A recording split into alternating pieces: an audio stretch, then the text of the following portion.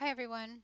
All right, hopefully you can hear this and it's not making duplicate sound stuff. The headset microphone had stopped working, so I'm late because I spent all this time trying to get it all working. So what I really want to talk about today, and the reason why I'm doing an impromptu video or live stream, is because I was thinking, well, I'm going to do a video for YouTube, and then I thought, well, I'll just live stream it because it's easier. I don't have to do all that editing, and it can just go live automatically. So that's kind of why I'm doing it in this format. But everyone had requested from the previous streaming, everyone requested I show them faces done with pastels or oil paint sticks. Now, I don't have any traditional oil paint sticks to speak of. I really only have the Shiva in the iridescent. But if you use any type of uh, oil pastel, and there's a ton of different varieties of products, kids products. It does, whatever you have, it doesn't matter which one it is. That's kind of what I would use anyway in a journal, because oil paint sticks, the traditional oil ones, are gonna not gonna dry quickly. So you'd have to leave your journal open for a long time. So typically these are what I would use. And so that's what I thought we would do today. However, when I create them, I generally start with acrylics because then I can get some of my details in with my acrylics. Often I'll see artists who will kind of come back after the fact and start using pencil to try to get their details back.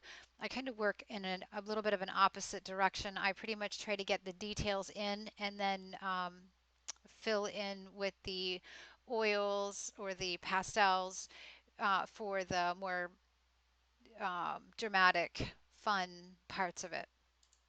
And I thought really quickly I would show you guys. I have tons and tons of baby wipes that I use in my working process. And instead of throwing them away, oftentimes I will incorporate them into art journal pages or paintings. But in this case, I was playing around with them, trying to look at what are other uses and ways I've used them.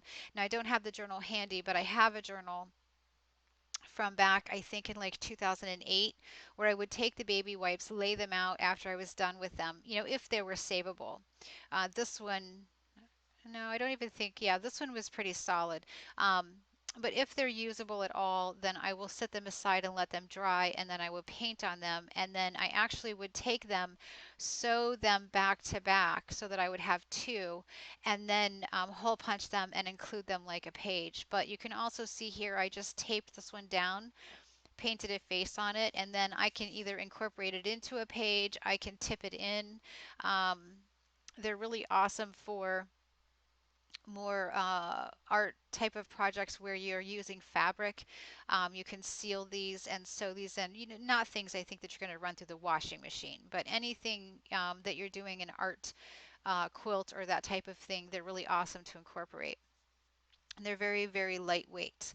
So I did that earlier this week, but that's obviously not our focus today. Our focus today is on painting and using oil pastels.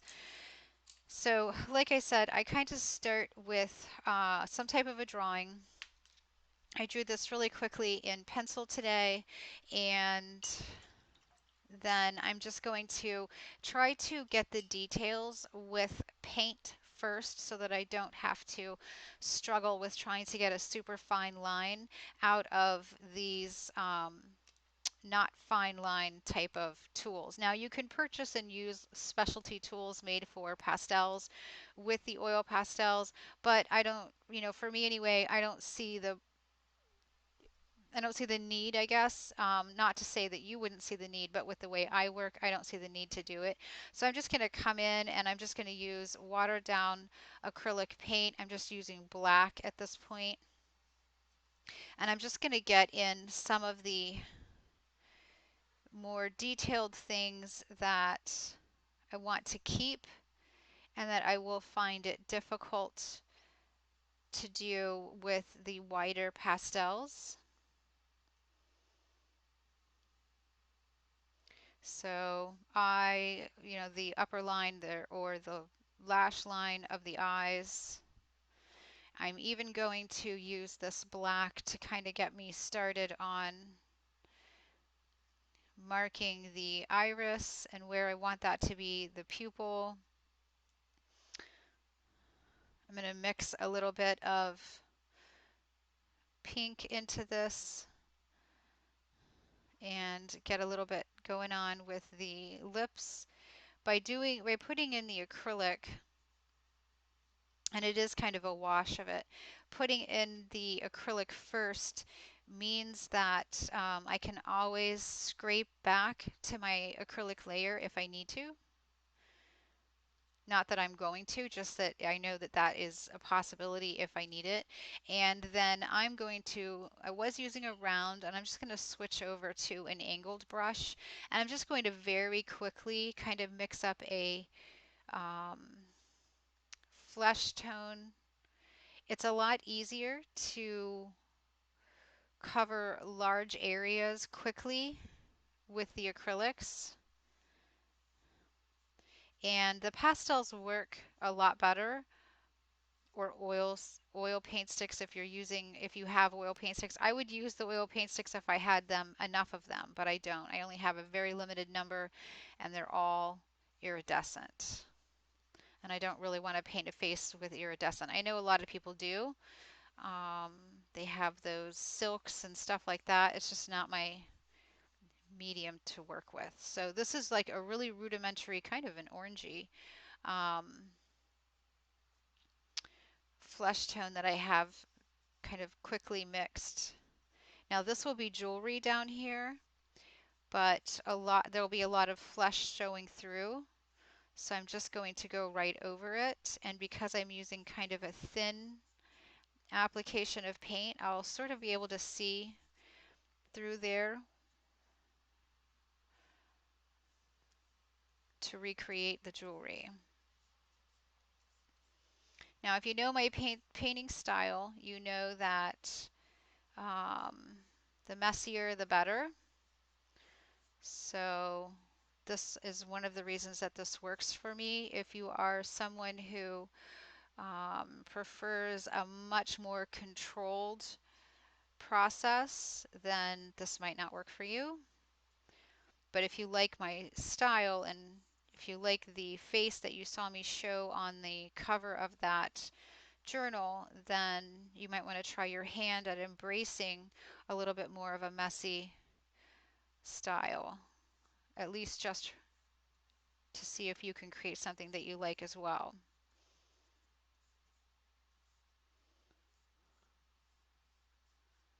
And of course, like everything, it's open to your interpretation. You can alter, do things a little differently, whatever works for you. All right, so I'm going to do the same thing with her top. I'm going to make her top kind of an aqua. I'm just using old paint that I had out on my palette. It's definitely time to change my palette paper. And again, it's really wet. So everything's going down in kind of a thin wash. To replicate that, you can just mix up your paint and then add some water to it. Because this is not the final layer, it's not going to be of a concern if the pigment is watered down a little bit. And then I'm going to do her hair. Let's see, my options are black because that's what I have plenty of, or I have to get out paint and mix something up. I think I'm going to get out paint. I'm just going to get a little bit of, let's see, a little bit of Payne's Gray. Any Payne's Gray will do. Manufacturer doesn't really matter all that much, considering we are going to paint or use oil pastels over it. And then a little bit of burnt sienna. I'm basically just going to create a brown hair color, and I'm going to use a lot of the burnt sienna and a little bit of the Payne's Gray and get kind of a reddish brown. And then again, because this is not the final, I may end up doing like red hair or blue hair, who knows. This is just to kind of get a lot of coverage of a large area quickly.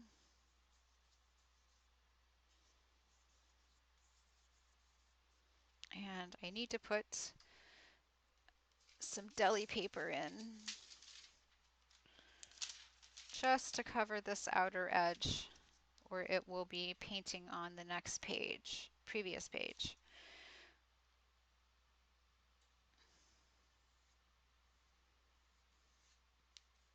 And I'm going to add a little water because I am in a very dry environment where I have air conditioning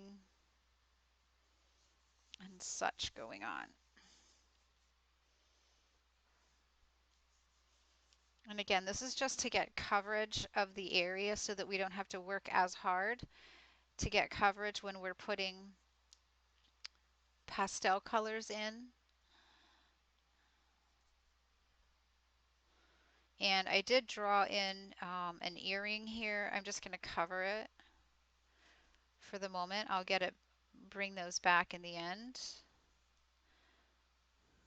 I think a lot of people who do um, portraits with oil pastels, very mixed media, go a little too light often with their colors, and they end up being too soft, or you see that and you think that you don't like them because they're all very soft and faint colored, but you can get really rich and dark and have really rich color.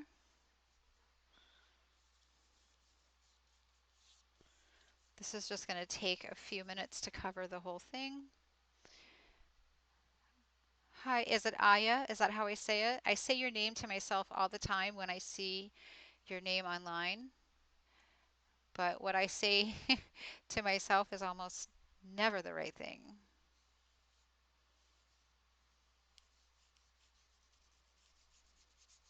And then I'm just going to cover all of this area over here up. This is really thirsty paper. It's not been pre-treated with any type of gesso or anything like that. So it's really soaking up the paint. So that's why I'm incorporating even more water into it.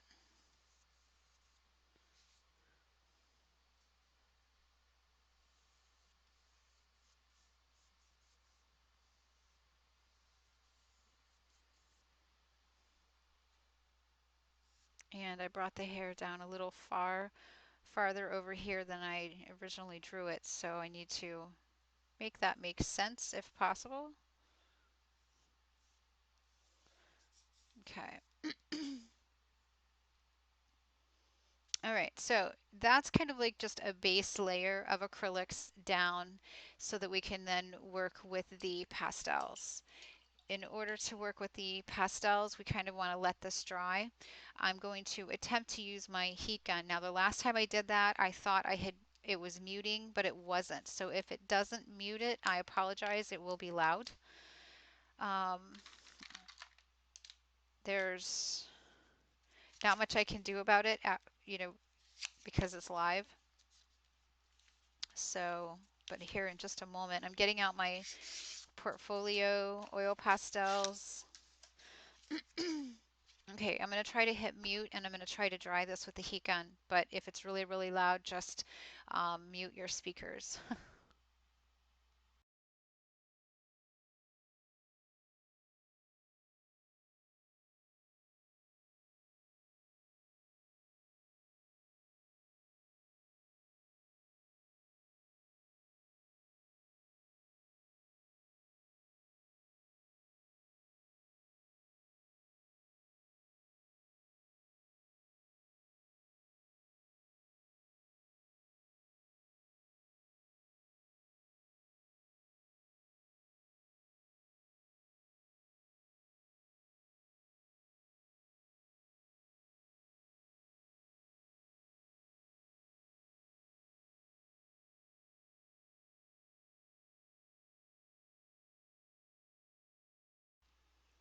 Okay, I'm back. So is it Aya?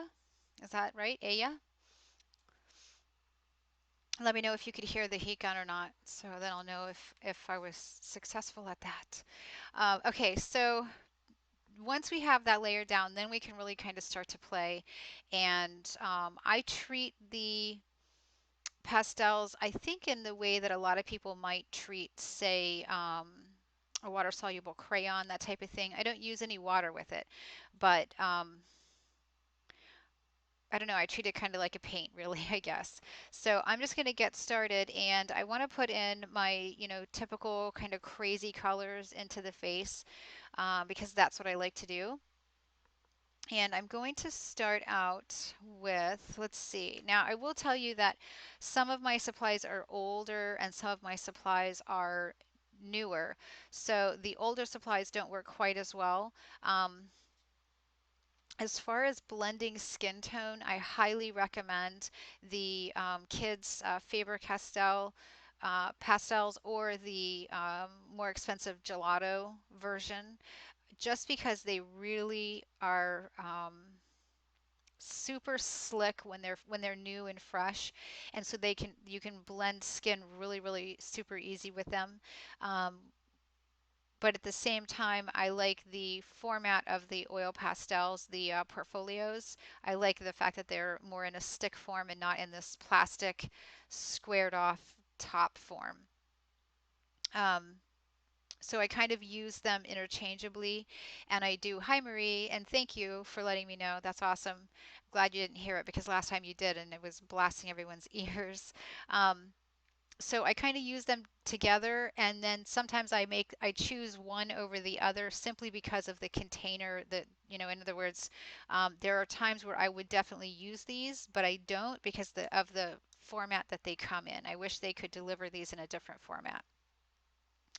But I'm going to start out with just some interesting color, and I'm going to actually start with, let's see, I'm going to put yellow in up here, sort of at the top of the head. This is a formula that I recently saw. I think I want to say it was Ashley, and I don't know how to say her last name, Picanco, something, Picano. I'm probably destroying her last name. But she did a video a while back,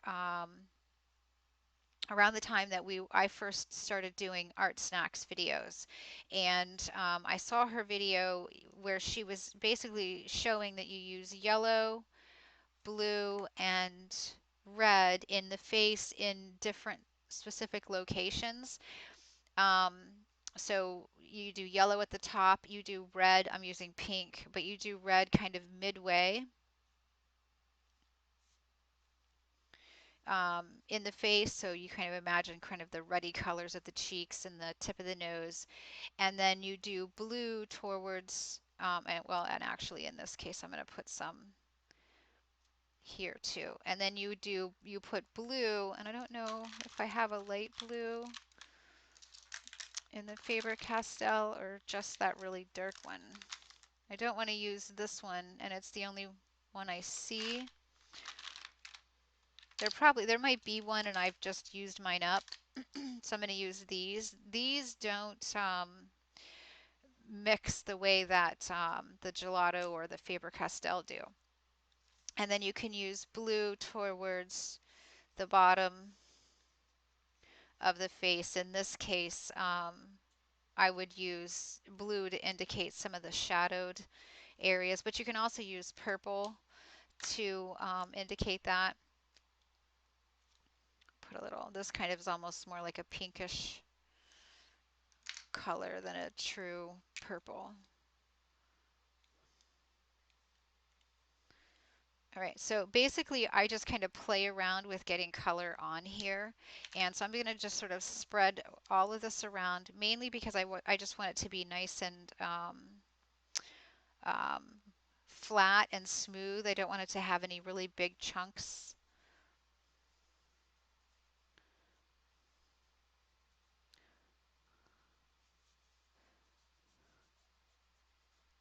And you can see how that one doesn't really mush around very much. Let's see, I have an older one. So I can use this older, lighter blue, and that one blends a lot better. So I just kind of put in all my fun, crazy colors, whatever I'm in the mood to incorporate. And I do all of this before I actually work on true flesh tone colors. So I kind of get all of this crazy stuff in first. And the thing that is really awesome about using the oil sticks or the oil pastels is that you can layer. You can put I can put oops, kitty in my lap. Um, Here we go. Say hello, Peaches. Say hi. She's not gonna say hi. She's like, no, I want to be in your lap, but I don't want to be on camera. Hop down, sweetheart. That will probably happen at least 5 more times during the recording. What was I saying? Oh, that you can work in layers and you can easily layer these colors over top of each other and cover up. So you can get the kind of richness and the depth that you get with acrylics, and yet a little bit more freedom because you're doing it in stick form and you're using your fingers a little more, that type of thing. All right, so I'm just going to kind of look around and see if I feel like I've missed anything. I kind of want to get a little bit of darkness. I'm going to use this blue violet right here in the nostril area and kind of use that to sort of help identify a little bit more of a fine line for some of these darker areas. And I think I'm going to put this in the upper, the crease between the two lips so that I can clearly define the upper lip and the lower lip. Okay, so now I'm going to start working on a little bit more traditional colors for um, to start warming up the face and making it look a little less alien. So I'm going to use a couple of, what is this, red, orange, and orange. So I'm going to use these, and I'm going to start with the orange and kind of bring it out around the blue area a bit. I'm going to do the same thing over here.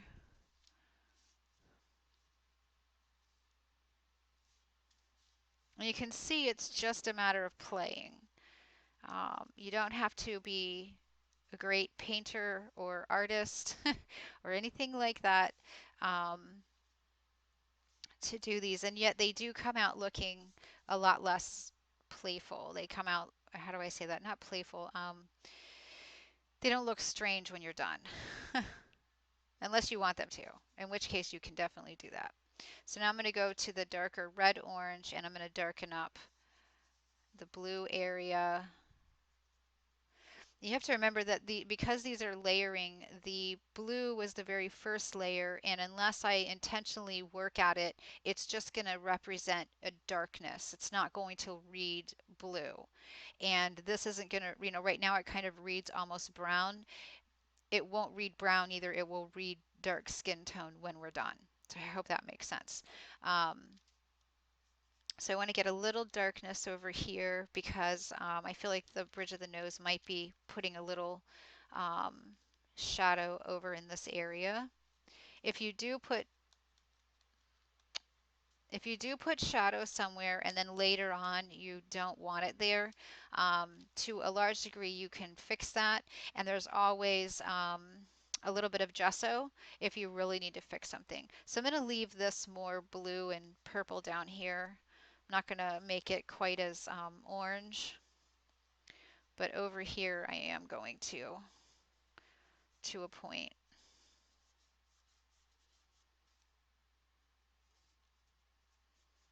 And I want to definitely make sure that I define the shadows around the hair. This is kind of big poofy hair.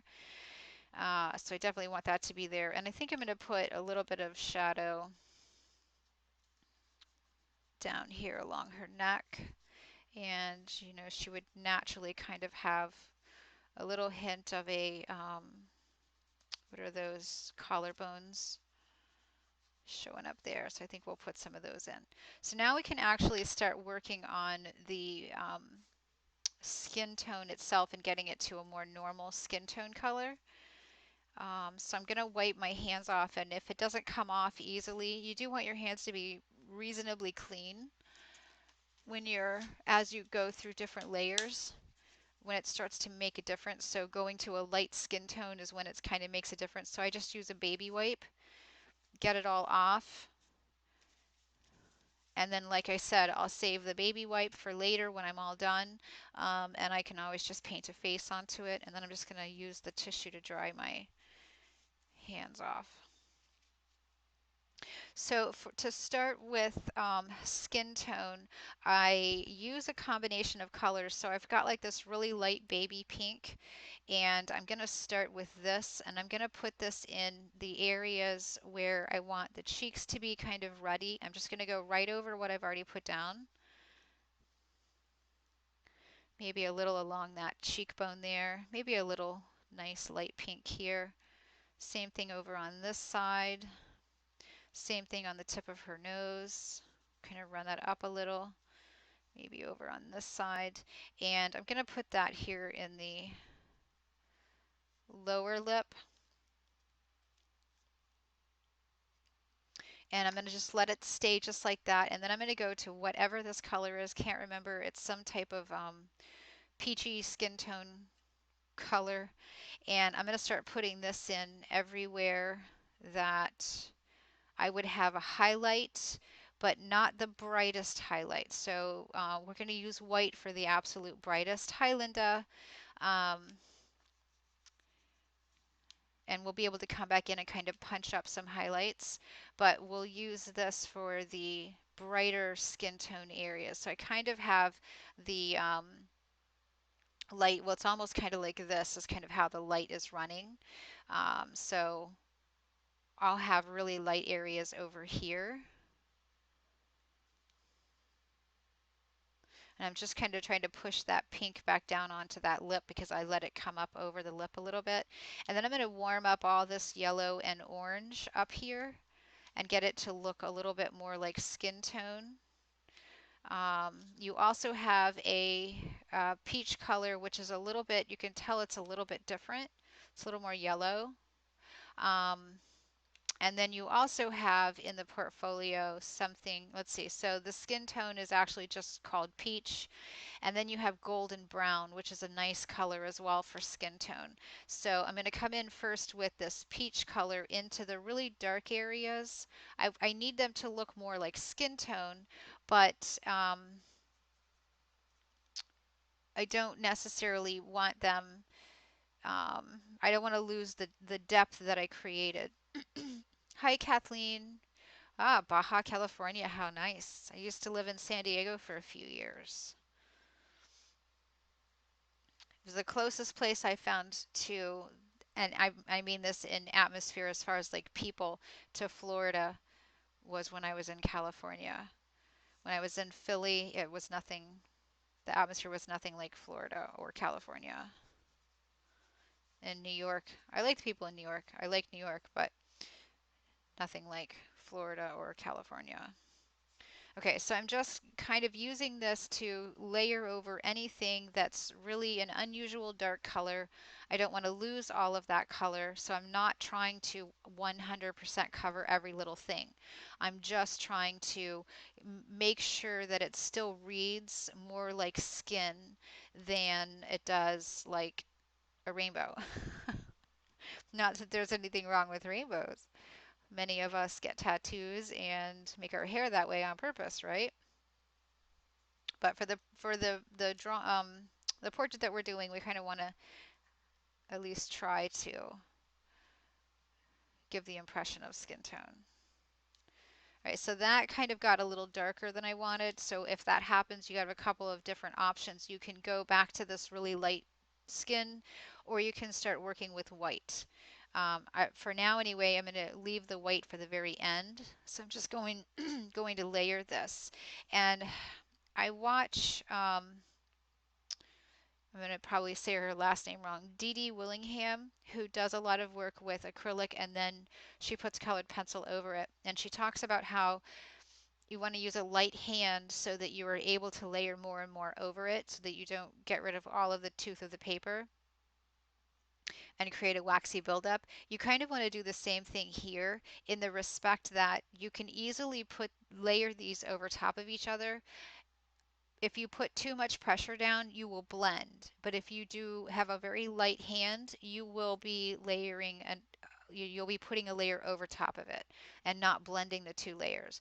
Also, and this works the same with oil paint sticks as it does with these oil pastels, you can let it dry for a little while and then come back and put a layer over it, and the first layer will be dry enough that you will be actually technically layering and not blending or mixing the two together. We're working a little more alla prima here, which means that we're working wet into wet. Although some of mine are older, so they're drying faster than maybe yours might. It depends on the age of the products because these products, as they get older, they lose the, I guess it's moisture in them, and so then they dry a little faster. And then I'm going to put just a little bit of, start building a little bit of light in down here, and I kind of want a little light popping in from this side over here. I kind of tried to keep some of that up here. And we might as well put in some eye color. Now, you can go with any color that you want for the eyes. I have a favorite color um, combination in these pastels, which is combining the blue-green with the cerulean. So I'm going to start with I'm actually going to start with the cerulean, and I'm just going to put this color in. You can even just go right over the pupil.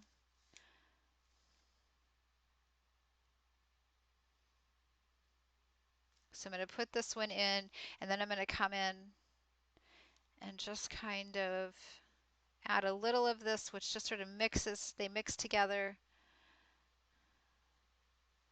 as you go. And then I'm going to use white. Let's see, I've got a white here. I'm going to put some white in right here, very light, with a very light touch. And then I need to just kind of let it sit and dry for a little bit. And you may have to wipe the end of it off if it builds up a lot of the blue onto it. So then I'm just going to kind of let that set up for a minute and work on a different area. Now I plan to use the same colors in the eyes down here, but I'm going to include a little bit more of a green. So when I originally drew this, I kind of drew, I think you call it a rushed top. I may be wrong there. Lots of gathers around the neckline. So I'm just going to kind of mimic those again. And then I'm going to come in with this blue-green.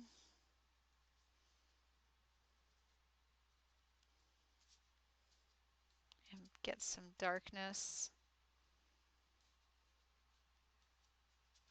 And then use moss green. And again, we're just building up layers to work on. I'm not putting a lot of, like really heavy pressure. Just getting a nice smooth coat. And then finally, I'm going to take the really light blue, and I'm actually going to use the older one because the end's already all mushed down. And I'm going to just kind of blend all of this using this one. So I'm working up towards the color that I put down.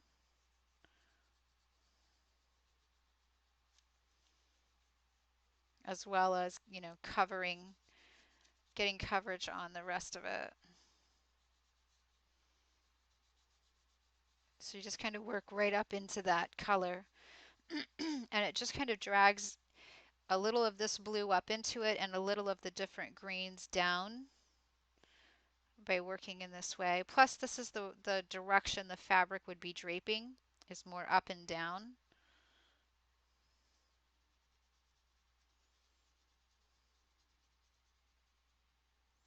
And then I have kind of the curve of the page here, and I'm just going to leave it unfinished a bit over there. And then you can just soften any of it, which will again just kind of incorporate them together and blend them.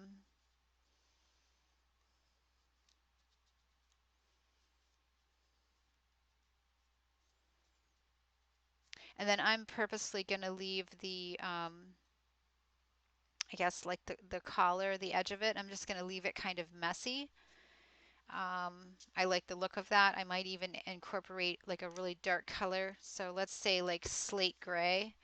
I might even just incorporate a little bit of that here and there just to give it a little more darkness right there. This might even be too light. You really have to think about making sure that you incorporate a healthy amount of darks into these, or they just read a little too pastel. So we're going to go back to working on the skin again. Her cheeks are a little warm right there still. So I'm going to get a paint rag to dry my hands off with. So going back to the skin tone, I'm going to put some of this golden color in. Let's see. For a couple of places that I kind of want to warm up a little, but I don't really want to go back to that bright orange again. So I'm going to warm them up with this golden yellow color. And then when you start to get this many layers, you kind of have to blend to get coverage because you have a lot of layers already built up. And remember that your fingers come in different sizes. So when you get to the point where you're working in a really tight area, remember that you may be able to use a smaller finger to achieve your goal. So down here I have quite a bit of layers. So I'm just going to, and I think I have this color. Yeah, I have a similar color in the Faber-Castell. So if it's too many layers and it's too wet and you don't want to wait for it to dry, you can use a different one. This one is more oily, I guess is the right word. So I can get more coverage from it. Now it's going to push um, the blue kind of a green, but that's okay because it's not the final color in there anyway. We want a lot of dark in there.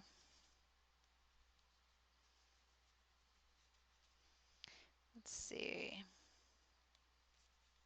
All right, so now I'm going to go strictly to the um, peachy skin tone to push back the pink on the cheeks a little bit. And I'm definitely going to blend that very lightly because you can blend it all right off of it.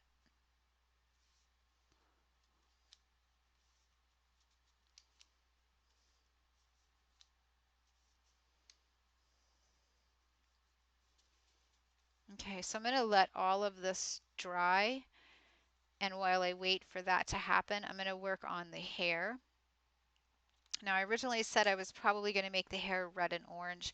I think I'm going to go ahead and leave it brown, but I'm going to build in some red and orange, almost as if I'm kind of creating highlights and lowlights. So I want some brighter highlights coming in through this fall of hair here. So I'm going to start building it, even though you almost can't see it. I'm going to start building it with using orange. I'm going to leave past here. I'm going to leave that darker as if the hair is kind of falling over like so. It's falling in that manner. So I'm just going to build in some orange, and I'm going to do the same thing over here, and I'm going to leave this inner part darker. The way I do that is I'm going to go in with a color called Rust, and I'm just going to layer it in here. Anywhere that it's really light, you're going to be able to see it easily. Anywhere that it's already really dark, it'll just put a layer of the color over it. So I'm going to do the same thing over here, past the ear, about to here. I think we'll leave all of that dark.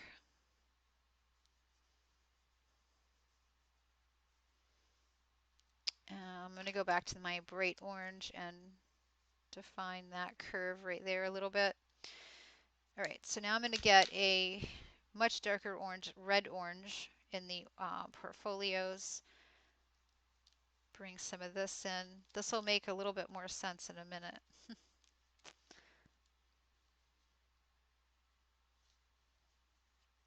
All right, so now we're going to incorporate white. White is going to make all the color that we just put in there really pop. So you notice how it's not really showing, reading or showing as white. It's picking up all those oranges. And then when we blend it here in just a moment,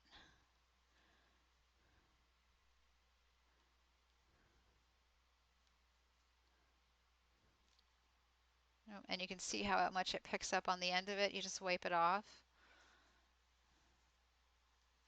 and it comes right off of it. So then we're going to take our finger and just kind of blend that into a nice orange, reddish orange, brown hair. We're going to put brown in next, so if you're wondering what happened to the idea of keeping it brown.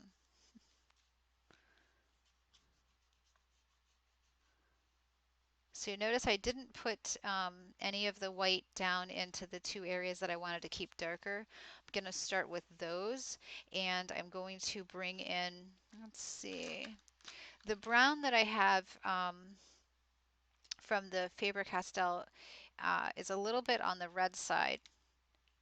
This one, oh, that one's empty. Never mind. Oh no, it's stuck in the lid. See if I can get it to come out. No, it's stuck in the lid, so we're not going to use that one either. So we're going to use the medium brown from Portfolio, and then we will incorporate some black as well into it, but we're going to start out with the medium brown. So I'm going to come in, this is, it's a little hard. I probably should let all of this kind of dry a little bit, but yours might not be if yours are newer than mine. Mine are a little on the old side, so they don't go down as silky. But if you're having the same problem that I have, you can just let it dry for a few hours, and then you'll be able to do this easily.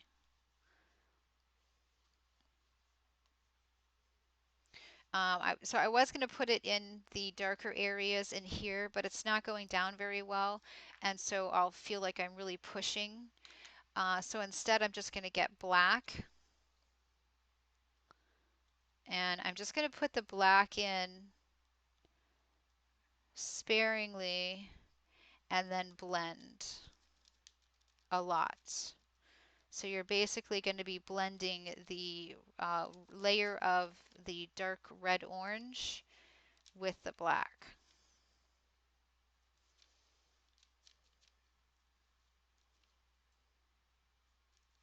But it's nice because you're going to get, it's really going to pop away from the face, which is what we want. We want to have some really nice darks. And then there are areas like here where I've kind of drawn down and around, and I'm going to stick close to that fall of hair, and then again to the edge of the face. And I'm just going to create a really dark area, and I'm not going to blend that really dark area. I'm going to blend just the edge, the very edge of that dark down into the lighter brown. So you can't really tell. You can see that it transitions, but you don't have like a harsh line where that transition happens. And I'm going to do the same thing right along the edge of the neck here. And this, like I said, this can get tricky because of the format that these are delivered in. I really wish they would revamp the container for this product. So I now need to use a smaller finger. I'm gently going over it just to smooth it out, and then just along the very edge of it to bring it in, meld the two together. I'll show you close up here in just a minute. So we're going to do the same thing over here. We want to catch this fall of hair here right? Because that's the lighter side, this is the darker side. And then we want to come kind of along the ear and along the neck. And then we might do a few random lines. So we're going to blend everything in between those lines. We're going to blend all of that. But you want to try not to get too wild about it and end up blending something right up onto the skin.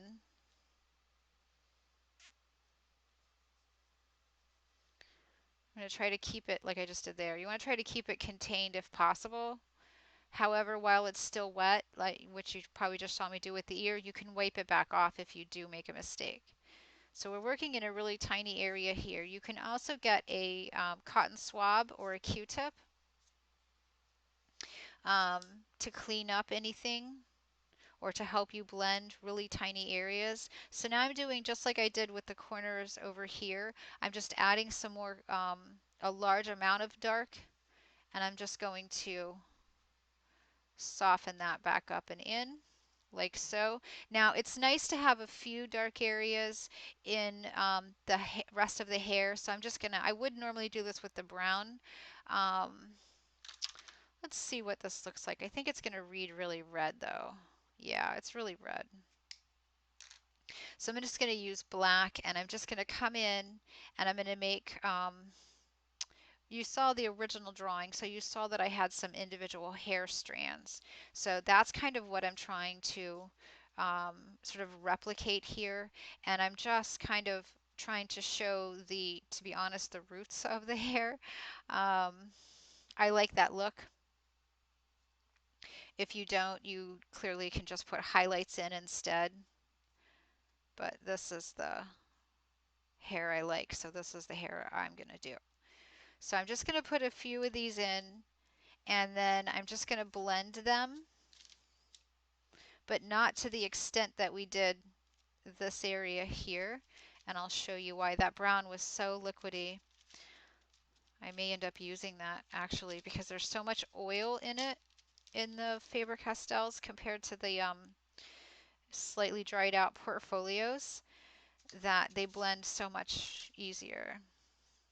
So I'm just going to blend all of these lines. I just want them to look less like drawn crayon sort of lines. For this one here, I'm going to wait until the end to blend that because I'm going to make a mess with my dirty fingers. So I am actually going to go back to this even though it's kind of red because it allows for awesome blending. You can see the difference there.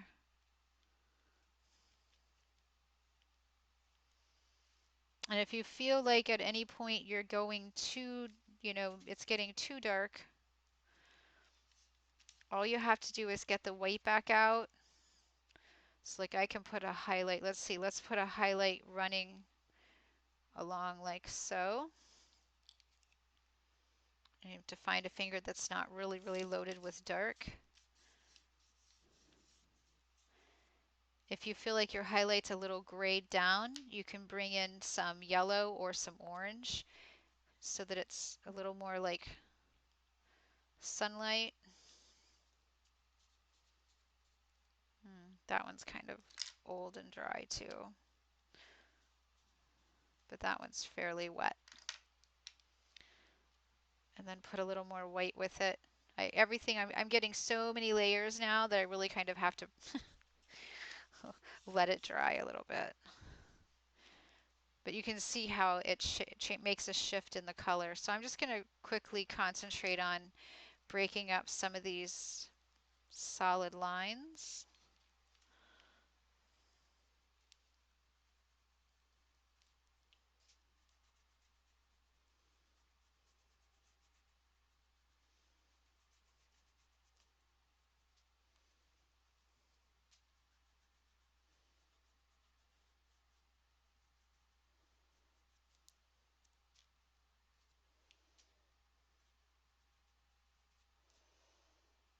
Okay. Now for your details in the eyes, the rest of the face, you just, if you don't have anything that has a sharp point, then you just have to use the very edge of, so like in other words, if you're using this, you have to practice at using just like the very edge of it. Um, let's see.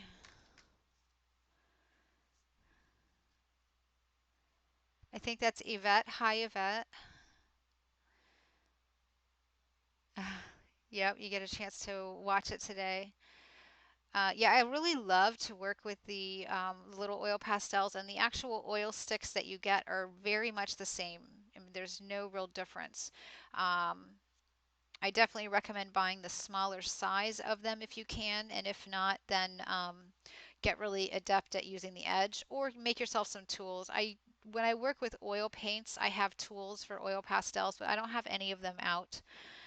But basically, you know those kids erasers, the really cheap ones that come usually in like different little candy shapes and stuff, and they're like really terrible at erasing. Those are really great for manipulating oil pastels.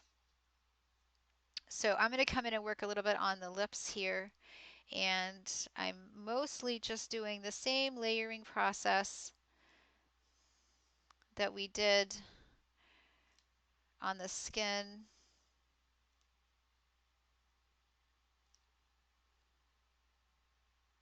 And I kind of feel like I need to figure out, I put those darks in there and I don't like them now. No surprise, right? So I'm just going to put a little bit of the white on and then a little flesh tone. See if I can't. When you go back and forth into flesh tone, you have to be really careful not to drag those darker hair colors into the flesh tone. And we forgot to put the, or I forgot to put the white in. So I'm going to get the white oil pastel, and I'm going to start putting in the really bright highlights. I'm not going to blend these. It's one of the reasons why I'm using the pastel or the portfolio one, because it's a little harder, so it's automatically going to blend as I go. If it does pick up color, just wipe it off and keep going. And all I'm going to do is put in bright highlights in the places where naturally you would see some brighter highlights. It's really just like having a paintbrush, you know, in a stick form. You know, Linda, I get the kids' erasers at like the dollar store. This is a good time of year in the US anyway for it because we are doing Halloween. So you have those cheapy kids' erasers that they'll throw in little Halloween candy, you know, toy gift bags. Those are the kind of ones. They don't erase well at all, but they manipulate the oil pastel really, really well, and they don't create all those crumbles. Sure, there's like a technical name for the material it's made of. Um, I don't know what that is, but I just know they work, and you can cut them into shapes. So like I've cut some that are pointed. I've cut them where they have a nice slant, just different shapes that I feel like I need to work with. Now, earlier when I was doing the hair, I got a spot of black on here. There's a couple of ways you can handle it. The first way is just blend it away. Another way is take a sharp tool because it is, you know, you do have multiple layers. If that happens on the very first layer, I say layer over it. But because I had quite a few layers on here before that happened, I should hopefully, maybe not. Yeah. You can lift it right off of there if you don't use your finger and rub it in. Then you can take a clean finger and you can just cover up the area. I'm just going to put a little couple of gelato colors onto it. Mm. And then just kind of blend it, and you can't really tell that it happened. You're just building more a little more of the oil build up. And then I have another one here. And that one, well, there I got most of it. So sometimes you can just cover them up. Depending on where they are, sometimes you need to kind of dig it out. So then I'm going to try to put just a few. First I'm going to clean it off because it was no longer white, it was gold. I'm just going to put a few little highlights. Because the Gelato or Faber-Castell are softer, at least mine are, um, than the portfolios, I can use them to kind of push in more white. So you see how I did that? And it definitely picks up the blue. So I just rotate it to a clean area, find the place where I'm trying to make my mark, and you just kind of push. You're really kind of, to be honest, you're kind of crushing a little of it out. Yeah, pound stores. Linda says over in the UK they're called pound stores. Let's see. I'm just reading chat really quickly.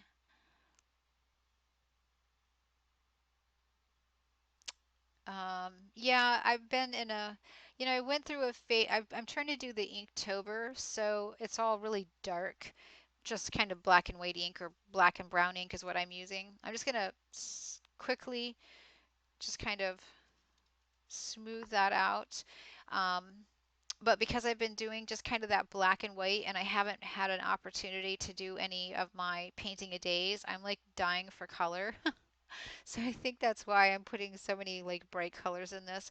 But this particular working with the oil pastels anyway kind of tends to make me get really colorful because I have so many varieties of bright pretty colors right in front of me. I think is why. So you can see something else that happens is that as these dry, just exactly I think like what happens with watercolor and acrylics even, the darker, brighter colors kind of flow up through the lighter colors. So you kind of need to let these dry for a bit and then come back and see if you need to adjust it. And you'll notice on here, one way that you can clearly see it is with the pink of her cheeks. I keep putting lighter colors over them, and the pink just keeps coming back up through. So that's the layering part of the process that you just, which is to me, fun. Um, oh, thank you. I'm glad you like them. The stippling is something that I got, kind of got in my head, and as soon as I got it into my head, then I couldn't stop doing it. So I do like where the ones where I kind of intermixed both the dots and the hash lines or what do you call it? Yeah. Oh, my brain went empty, but you know what I mean. All right, so I'm going to come in again with the lighter skin tone and kind of go over the pink just a little bit again. Each time that I stop and chat for a few minutes or work on a different area, it kind of starts to dry a little, and so then I can layer a little more color on each time. All right, so I don't like this eye. It looks like it's a little droopy, and this one looks more open.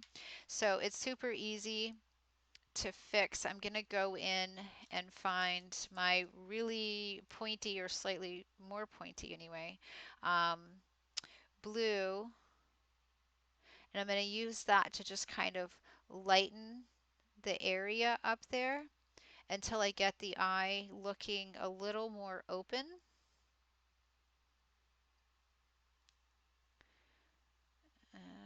Let's see, I'm kind of adjusting and then looking at it, adjusting and looking at it. Okay, I think that looks a little better. So now I can come in with a darker blue and I can recreate the upper eyelid a little higher.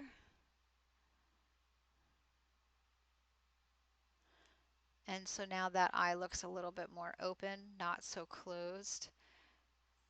And I'm going to go ahead, since I've got this in my hand, I'm going to give her some eyelashes. Do the same thing over here without making this one look sleepy. And I'm going to add in a slightly higher crease in the upper eyelids.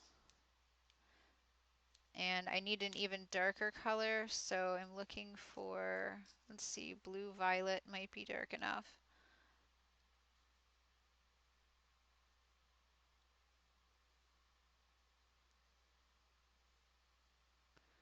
And what I'm doing now is just bringing the darker outer edges of the iris back in because I kind of got rid of them.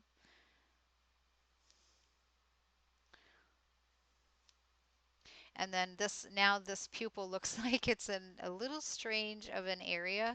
So I'm going to put in a new pupil that's looking a little more in the direction I want. Then I'm going to come in with this lighter blue and try to hide the old one, make it look more like it's a feature of the um, eye coloring, the coloring of the iris, than so much as it is, or more so than it is the pupil. So that done, I'm going to let it dry for just a second, and then I'm going to try to crush in some more white again. I will put a little in now, down here. And let's see if it'll work. There we go. So now her eyes look a little more like they're going in the right direction, and it doesn't look all sleepy. I just looked at the two eyes and decided which one I liked the look of better, and I liked the more awake eye. This one looked a little too sleepy to me.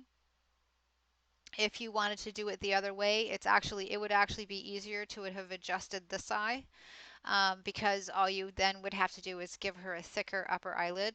Um, but I didn't go with which one I thought I could achieve, which is probably what you're thinking is, oh, you immediately probably felt like you could achieve that one easier. I went for which one I liked, and I figured I'd struggle through it, or I'd get out the acrylic paint, worst case scenario. So yeah, I kind of went at it. We sort of looked at it a little bit differently is all. All right, so this still feels a little odd, so I'm going to come in now that it's had a chance to dry a little bit, and I'm going to kind of lighten it a little, and then I'm gently, very gently blend that out a bit. Okay, and then I want to see if I've had enough drying time on this that I can brighten it up, and I'm going to go at it a little bit differently this time. I'm going to try putting a little pink in, but actually not that pink. Where's my other one? Here we go. This one, which is a really super bright pink. I'm going to try putting some of this bright pink in a couple of areas. Oops, and right onto the face. Let's see, yeah. And then I'm going to use the white.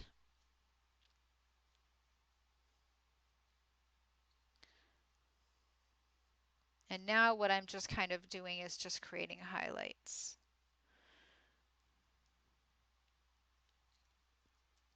And then just gently, almost smearing more so even than blending. I can feel it catching, my finger catching as I go. That tells me that it has definitely started to dry and it's not quite so wet.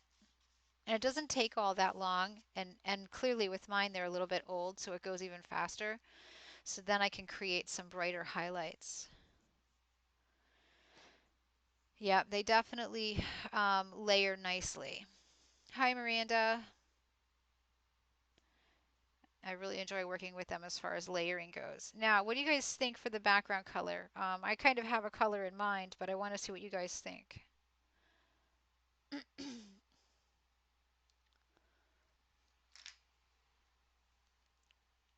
going to have some tea while I wait for comments on background color for this. Whoops, little buggy, fly away. Oops, I'm going to turn off the microphone so I can swallow without hitting it.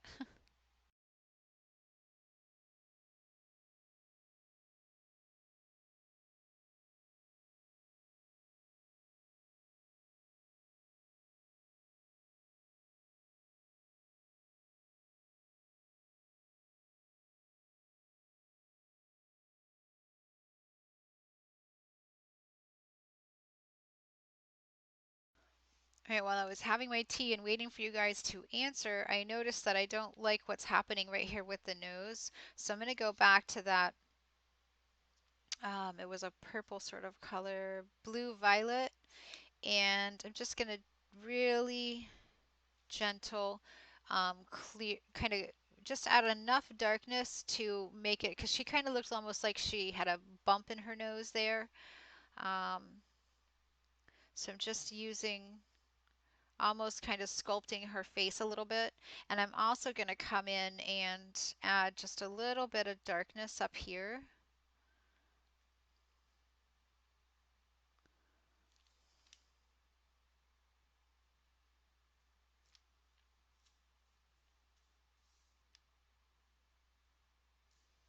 And I'm barely even touching the paper with the pastel. This eyebrow is a little high, but there's not much I can do about it unless I want to completely paint over it. So I'm just gonna leave it. But what I can do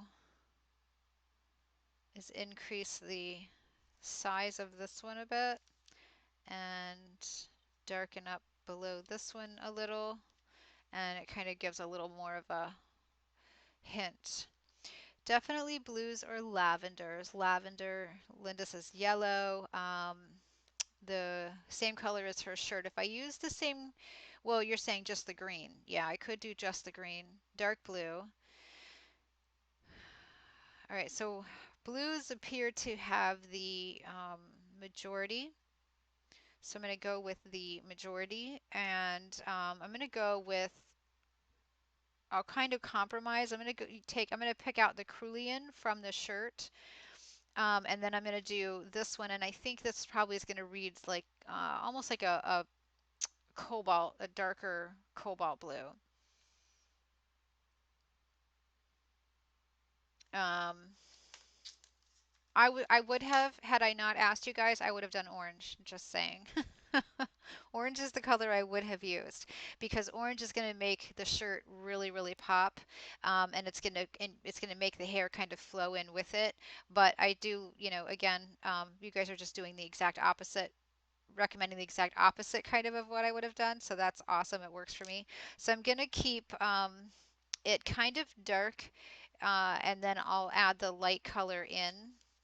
But this way I keep the darker blue next to the shirt so that this won't blend into the shirt, if that makes sense. So around the shirt area and in a few areas where I can keep it a little darker, I'll use this more royal blue color. Then I can bring in the Cerulean, which is more of a green.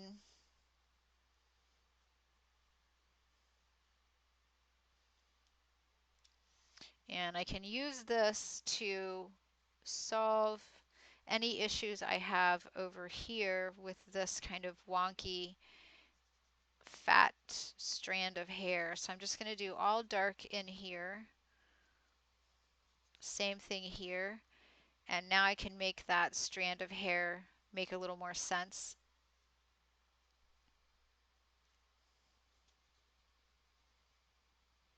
And then I'll bring a little bit of the Cerulean blue in. And then we'll keep going up with this color to the top. We'll do it over here too. And then I'm going to get white, and I'm going to put the white in starting off of the blue and working to it, and almost using the blue or the white as a way of kind of blending the blue. It's not really blending it, It's almost just smearing it. And we'll use it as well to kind of bring these two colors together anywhere that we need to. And then finally I'll do a little actual blending. Just soften it. Oops.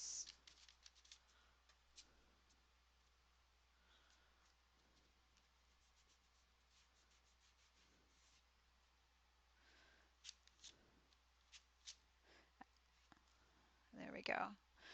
That's everyone saying orange would look really good, I think, too, conservatively in my art. Yep, I do sometimes too. It just depends. Um, Blue and pink. Yeah, see, pink would be a good one because there's pink in the face, um, and there's very little skin that would actually be touching it.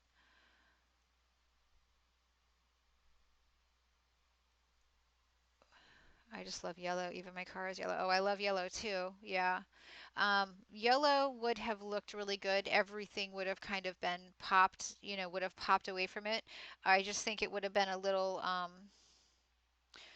it would have, I think next to all of the hair, it might have not looked as nice because the hair is kind of a um, browny orange color. But I totally could see it with yellow because it would look beautiful against the greens. All right, so that's pretty much it. Does anyone have any specific questions for me? I am going to add, now that I'm looking at it, I'm going to take this slate gray. Now it's called slate gray, but when you see the actual color that it is, it's like a really light blue gray. So I'm going to take some of this and I'm going to come in because I was talking before about not having dark enough darks in your um, faces, especially when you do these types of faces. You can see that just incorporating that little bit really gave this a lot more drama. And you can do that anywhere where you need to kind of build up a little bit of depth that you didn't already have.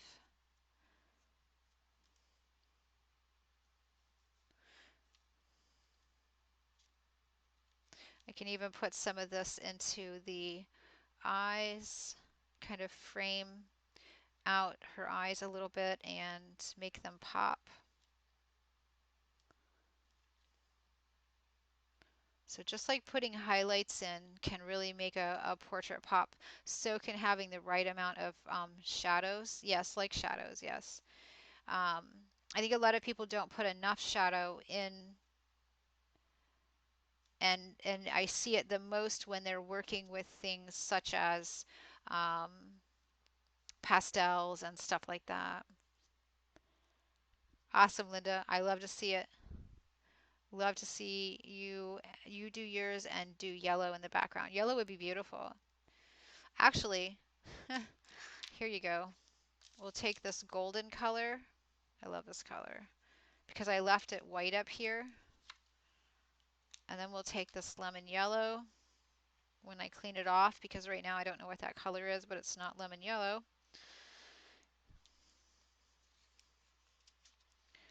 Because yellow and blue are beautiful together. Whoops.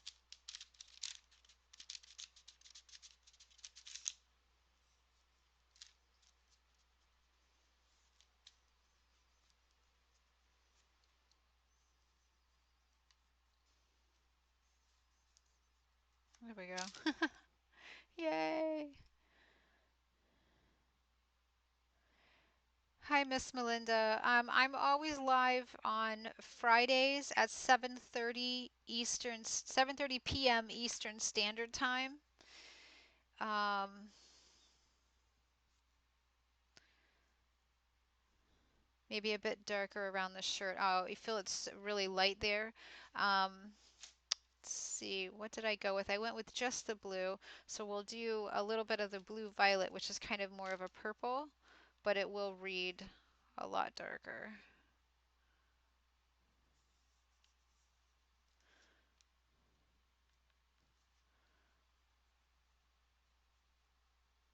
And then I'll take the blue and bring it out a lot further.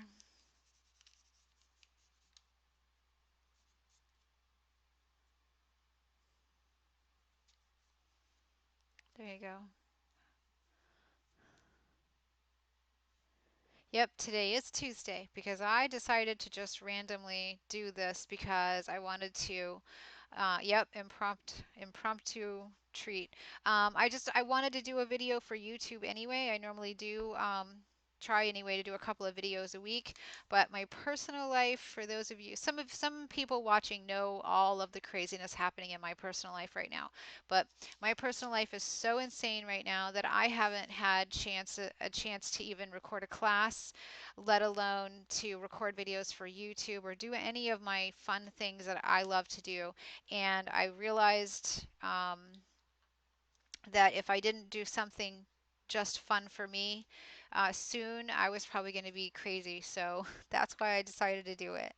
And it's, yeah, instead of being lazy, instead of doing an actual YouTube video and having to do all the editing and stuff, I could just jump on here and do it like this. And because it was live, it doesn't have to be quite so polished. So I don't have to add end cards and all that crazy stuff to it.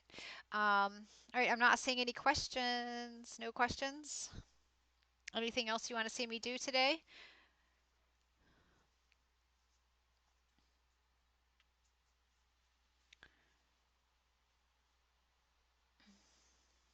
Hi, Denise. Yep, it takes a little while for the live streams to process onto YouTube, but it will go live onto YouTube once it's processed.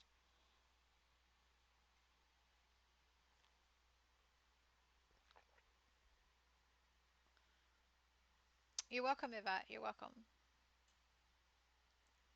So do you think you could do a portrait now with oil pastels?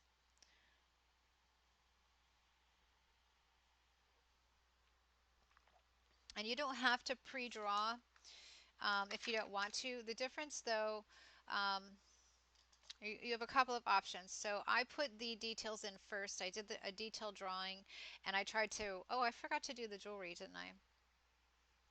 And I tried to keep or maintain those details. Um, Kathleen, actually, these kind of dry with a bit of a coating on them, so not necessarily. Um, the Let me show you the journal that prompted all of this. If I can remove the cat that's sleeping on top of it. Yes, Halo, I want that journal. So this is the journal cover that I did, and this is what prompted everyone to say they wanted to see an oil pastel face. Okay, so this particular journal, once I had, and this was done using the exact same process.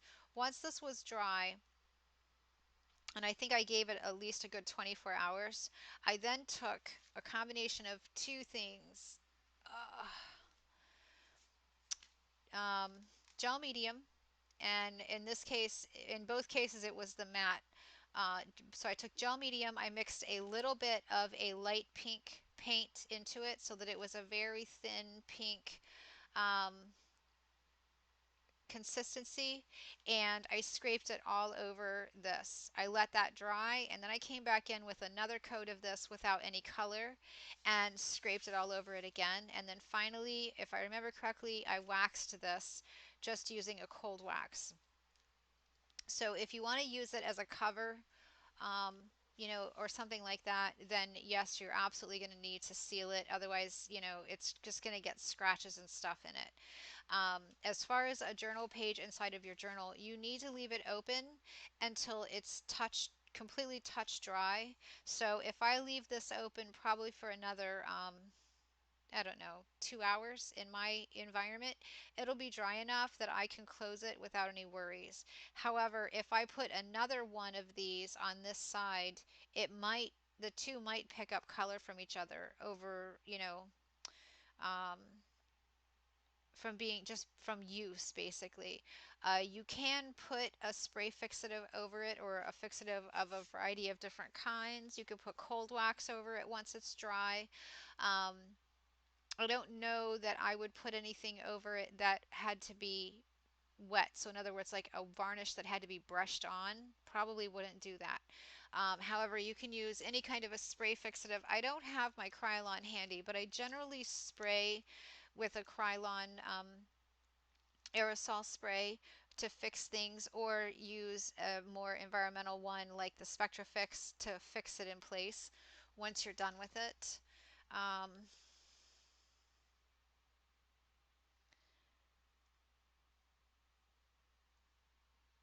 you're welcome, everyone. Everyone's very welcome. I had fun. I just wanted to come in and do something for me that had nothing to do with anyone else for right now. um, what was I going to do with the red? I thought I was going to do something, but I forgot what I was going to do. Oh, see, there goes my brain. Um, if you don't want to do the detail, or if you want to do this without doing the pre-drawing and stuff like that, you totally can do it. Just one of two things. Either you can put the details in later because you can use different kinds of pencils and stuff over this, or just work big, and then that way, because you're working big, you have a better chance of being able to make the detailed lines with the ends of the tools that you have. So it doesn't have, you don't have to work in this way. This is just the way I like to work. I work this way with everything, whether it's watercolor, acrylic. For all of it, I kind of start out that way, where I start out very detailed and then work a little bit more messy and um, that type of thing after. Also, too, for a lot of my paintings, you'll see that I have lots of like bright, pretty colors. Oh, that's what it was, the jewelry. Thank you, Marie. I have a lot of bright colors that sort of are added in. You can totally do that with this after the fact. So like now that it's had a little bit of time to dry, I can come back in with my blue-green and I can add some pretty blue-green colors in a few different places that don't even have to make any sense. You can just do it. I can do the same thing with the pretty pink. I can just come in and add little pops of pretty color, just kind of wherever I want to. Accents.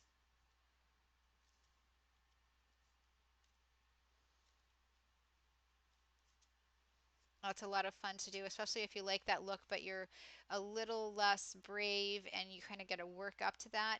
You can do the whole thing more with just the skin tone colors, and then once it's completely done, then you can kind of come in and add some of those brighter accent colors, but do it, you know, it, in a little bit of a slower, more moderate um, way, so that you don't feel as like you're being as risky. It's not really thinking of the right terms, but I think you know what I mean. So if you need to be a little bit more slow and gentle with yourself in being brave, this is a good way that you can do that. So I can just add some pretty bright pops of color anywhere I want and do it in that way. So jewelry. Okay, so I originally had a long earring here and a little bit of an earring here. Now the red's not going to pop all on its own, so what I can do is find my white, whoops, and I can add some white in because it's had a little time to set up, so I have a little better ability to actually make marks on it now. So I'm going to guess that the earring is probably going to be falling somewhere about right here. I don't have to do that here because the color isn't really dark.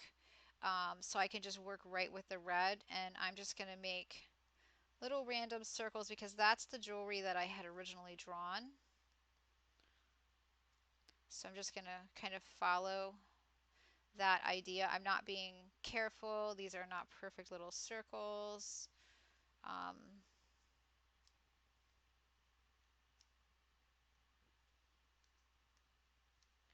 just getting my little dots in. If you want your little um, beads or jewelry items to look more realistic, you certainly can do that. You can come in like with the bright orange, and you can get a variety by adding a few that are a different color, just kind of filling in. Now maybe they start to look as if some of them have light hitting them and making them look different colors. And you can always come in with some white on a few of them. Don't do all of them, but on a few of them, kind of push some white in. It's a little fresh. Be better if I waited about 10 minutes to put the white in. So now they kind of look like the light is hitting them and they're sparkling. Ooh, Miss Melinda, what's intimidating?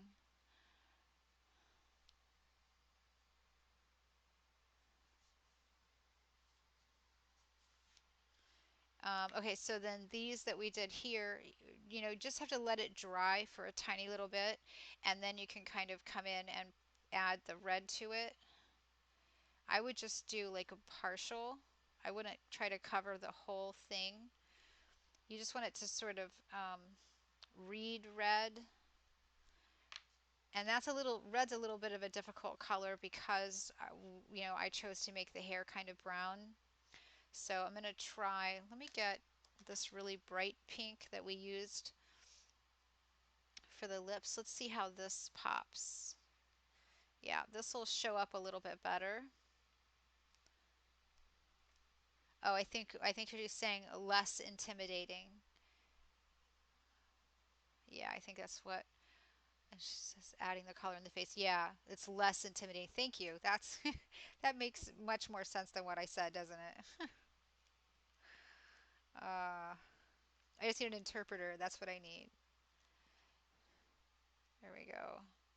Okay, so I might even let this, cure for 15, 20 minutes and then maybe add a little more white onto it, maybe blend a little to get the jewelry to really kind of pop. And let me see if I can turn the autofocus on because it has been turned off all this time. Just because my autofocus is a little on the OCD level. Hi, Micah. We're at the end. Um, okay, so I'll just kind of give you like a little bit of a close-up, I guess, basically. So here's her eyes. You can see that this eye I adjusted. Whoops. This one that I adjusted needs a little more work to get it to look a little more realistic, but um, I'll do that here in a second. And then here's the hair. So you can also see what I mean here by, see why I turned autofocus off, where you get that depth, that sense of depth by adding a really dark color there.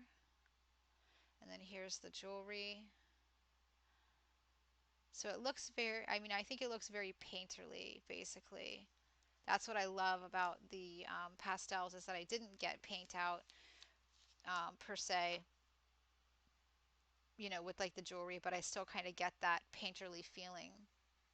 And then for that eye, that needs a little more work. I'm going to kind of come in and just, I'm trying not to make it look all sleepy like the other one did, which was what I didn't like about it.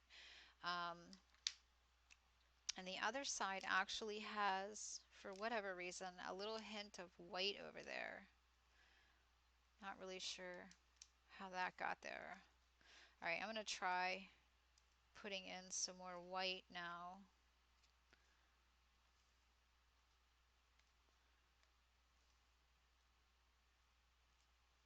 A little bit. And I think the necklace now looks more red than the earrings. So I'm going to put some of this pretty pink.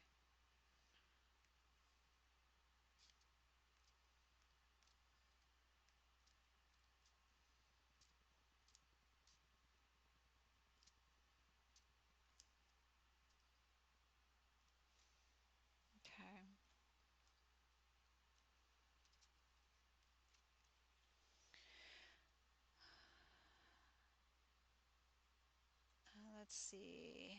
Thank you, everyone. Hi, Sue. This is pretty. I like my oil pastels, but, but two? But what? But what, Mika? Micah?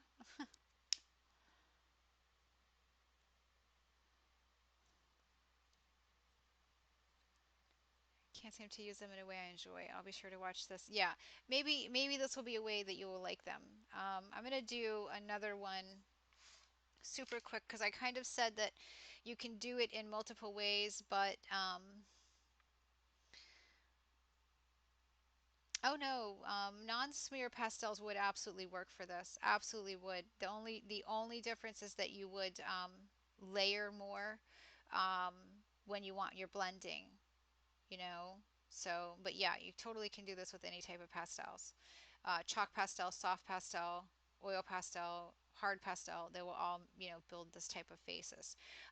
So I said you could do this in a couple of different ways, and I said, but if you just want to start with the pastels using the same kind of tools that I'm using, you just have to be less detailed, go larger on it. So, these teeny tiny little lines and details and things are quite difficult. And if you are, if you've been drawing and painting for a long time, then you can do it. Um, but if you're really new, it may be very intimidating to try to do that. So I'll kind of show you what I mean here really quickly. Let's see. Yes, I am using the cheap kids Faber-Castell, right? And then I also have the more expensive gelato version. It's all the same thing in my opinion. I have these Crayola Twistables, and then finally I am using the water soluble Portfolio oil pastels. I believe these are also manufactured by Crayola, or at least at one time they were. Um, okay, so if I'm going to do a face that has no pre-drawing at all, the first thing I'm going to do is throw the ego out the door. Don't get like hard on yourself because your eyes aren't lined up right or any of that. You really, at least until you get really comfortable with the medium, let that stuff go because it doesn't benefit you. You won't grow if you're constantly giving yourself a negative feeling back. So you just kind of go with it, and I'm going to start with that golden. Oh, I'm going to turn autofocus off because it's just going to be annoying.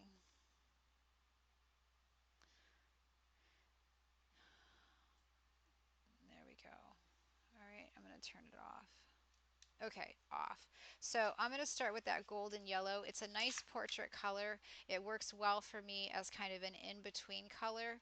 I know I can cover it up and make it look face-like or skin tone like if I do something that I'm unhappy with. Um, so I'm going to start with this, and I'm just going to kind of just, again, you're just going to try to go big, and you're going to try to really accept what you do. So if you do something that normally you would erase it or paint over it, you just have to kind of accept it. So I'm just going to, and again, I'm going to work bigger because it's easier for me to get details better if I go big. So you can see I did that right there. That's, I can cover that up, and this eye is not the same. I can cover it all up. That's what I mean by using this particular color. So I'm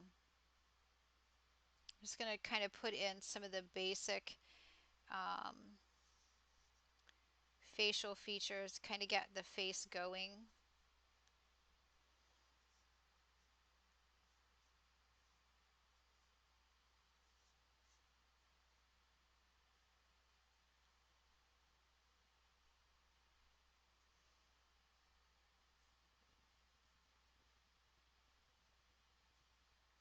And I'm going to switch up and go, still staying with a light color. I'm going to go with a more of an eye color. Get her eyes in place. Kind of where I want them or where I think I want them to be. And just going to fill it all in. It's just easier for me that way. I'm going to go back to a skin tone and kind of try to get a face shape happening.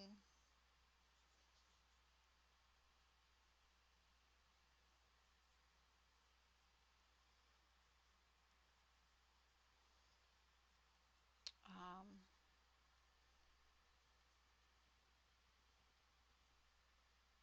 I'm going to do the eyebrows in just the skin tone color for now. I'll worry about it later if it has a negative impact.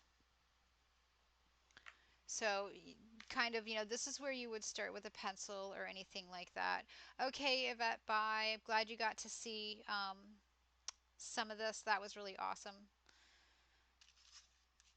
Um, let's see.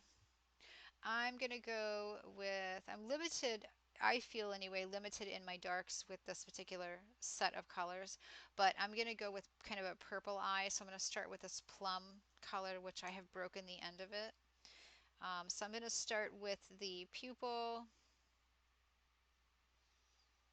And this color doesn't want to write over the blue. It's just pulling the blue back off first before it will lay any of this color. This is like a really light, kind of a light color. You can see here. It's a really light pinky color. So I'm actually going to just use this color. I'm going to start doing a little of my shading for my face and shade with this because I kind of like this color. And you can notice that I tend to not do my hair right away. Oftentimes, hair for me is like I don't know, the last decision I make, I guess. I mean, not always absolutely last, but certainly not the first decision that I make. So I'm going to give her upper lip this sort of lavender color, plum lavender color. And I'm actually going to get the bright red, and I'm going to include some of this bright red in, and then I'm just going to go straight to white and blend those. Kind of working a lot differently this time. Um, I'm actually kind of finishing a few things out, whereas the first time I didn't until the end. But you can, again, I highly recommend you try, I hope I didn't have my head in the way. I highly recommend you try as many different ways to do things and ways to use things, because we get in a rut. We get kind of stuck in how we're comfortable with doing something, and we miss out on a lot of stuff, and it takes us a really long time. Um,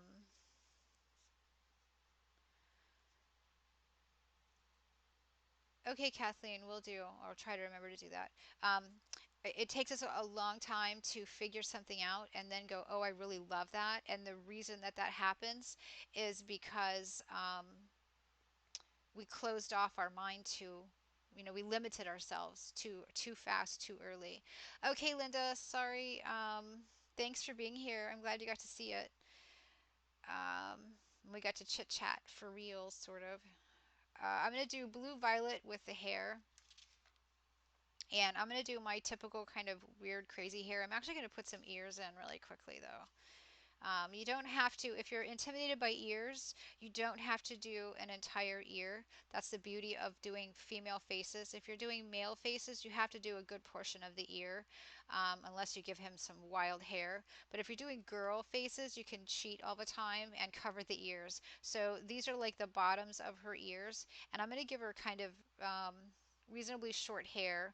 So I'm just going to go crazy hair like so, carry that over, crazy hair like that.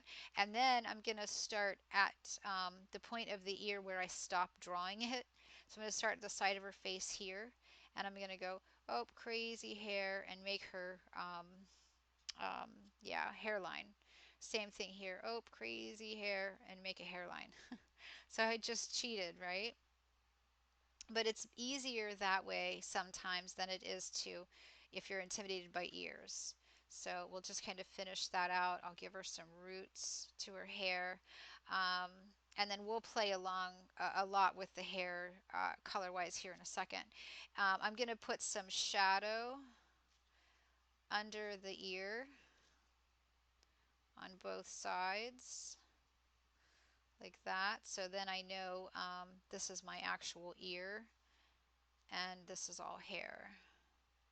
And I'm actually going to do that one a little more so that it, yeah, so I like the way it looks. Since I did this really dark hair, I'm just going to come in and I'm going to do the eyebrows. Now, something to keep in mind, if you're really unsure, you may not want to put the dark eyebrow color in until the end, because then you'll end up smearing it when you try to blend. Me, I'm just gonna be crazy. This is just for play anyway. So I'm gonna darken that upper eyelid, give her some, a little hint of eyelashes. Same thing again over here. And you can edit as you go. I'm gonna give her some, try to get some more dark in those pupils. Um, you can edit yourself as you go. If you work light to dark like I started out with, that's very helpful for being able to kind of edit as we go. So I'm going to add, start building in a little shading. This will be like really, really light stuff when we're done compared to the dark.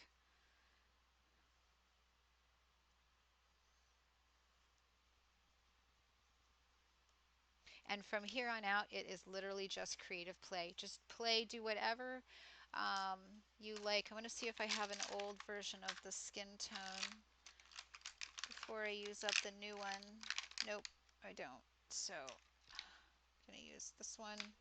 All right, so I'm just going to start by laying in the darker skin tone areas that aren't actually shadow. So kind of like what I think you would refer to as your mid-tone for your skin tone.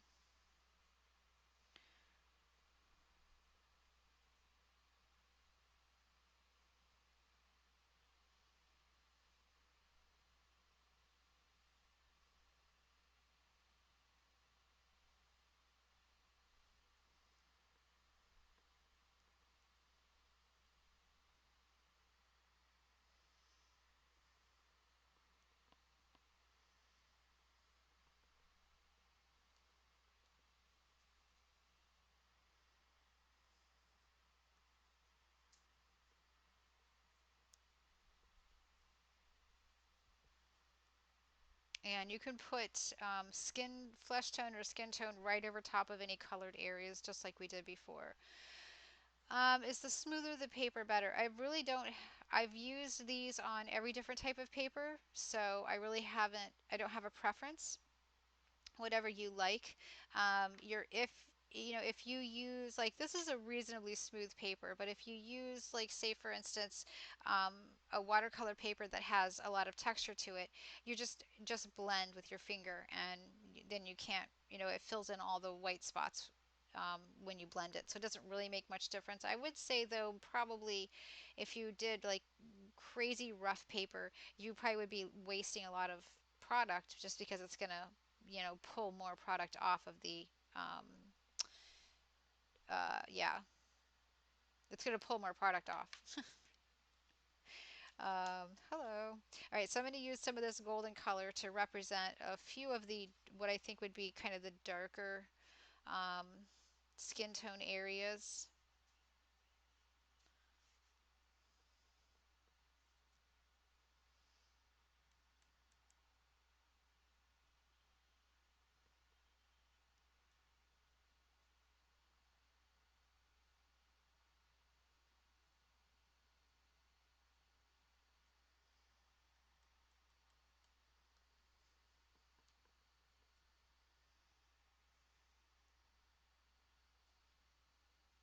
And then I'm just going to start playing with some skin tone colors. This time I didn't follow the yellow, blue, um, or any of that we talked about in the first one that we did.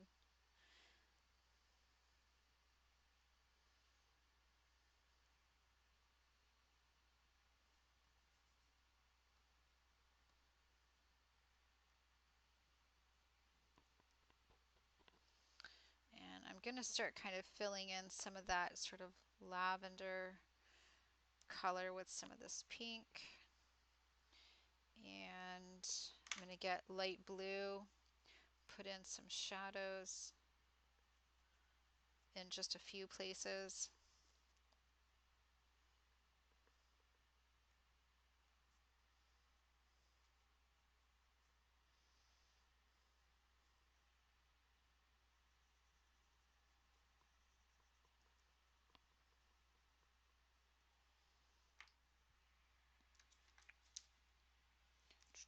Oh, here it is. And then I have the lighter skin tone color, and I'm going to use that to start kind of blending everything, which means I'm kind of, oops, I'm about out. Don't even know if I'll make this whole portrait. We'll see. I'm kind of using this as sort of my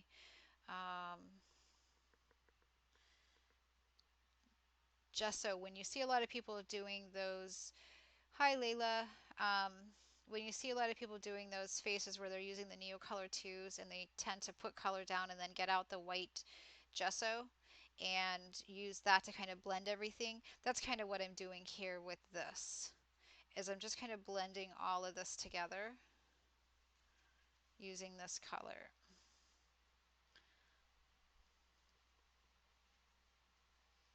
So I'm going to do that on this side of the face as well. Notice I'm not, oops, I'm not using white to do it. And the reason is because if I use white to do it now, then when I want to use white for my highlights aren't going to be as bright. And I didn't, it's not like I really reserved all my highlight areas. I didn't. I could if I wanted to sit and think about it, but I'm being lazy and I'm going quickly. So I'm going to reserve white back for the very end so that I can use it in that way. So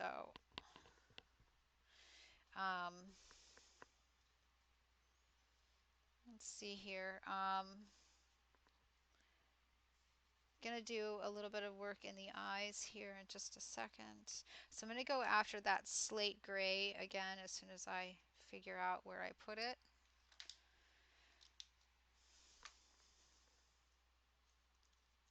So that's blue, blue, violet.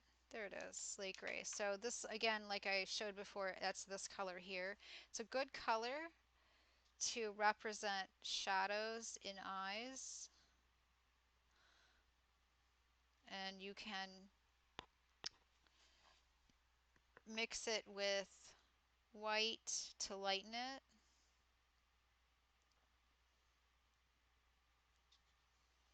I'm going to get the cerulean blue. Now this is going to be difficult because it's all kind of rounded off, but I'm going to try to find the outer edge of the iris of the eye and then go across the very top of it.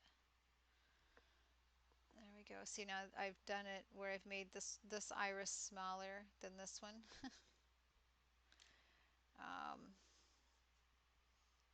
So I'm going to come in and I'm going to lighten that, and then I'm going to bring this color, oops, maybe not down quite that much.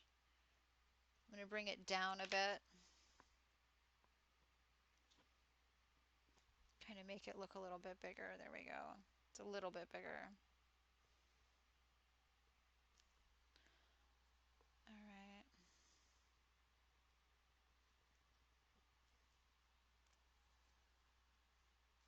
All right, so this time I'm going to put some dark, what is this, violet. I'm going to put some dark shadows in the iris this time, which I didn't do before. And then you can just blend them out with the same color. Just want some irregularity in the irises this time. And then I'm going to use white, and again I'm just going to kind of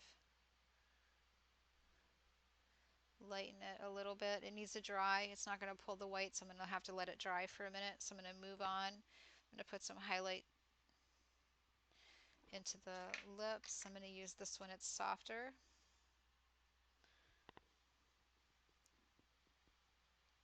Yeah, everything is just getting overloaded with, it's all still too wet. So I'm going to use this white to blend the darks in the whites of the eye that I just built in.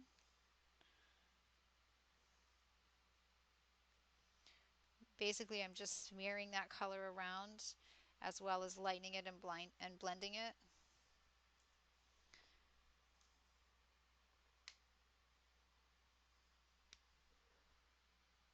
Add a little more in a few places.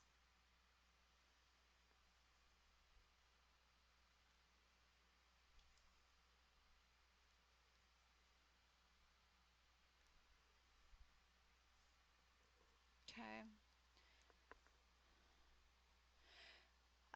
Yeah, you can. Hi, Sandra. You can shave off the edge of it and, and kind of get it back to a sharper point.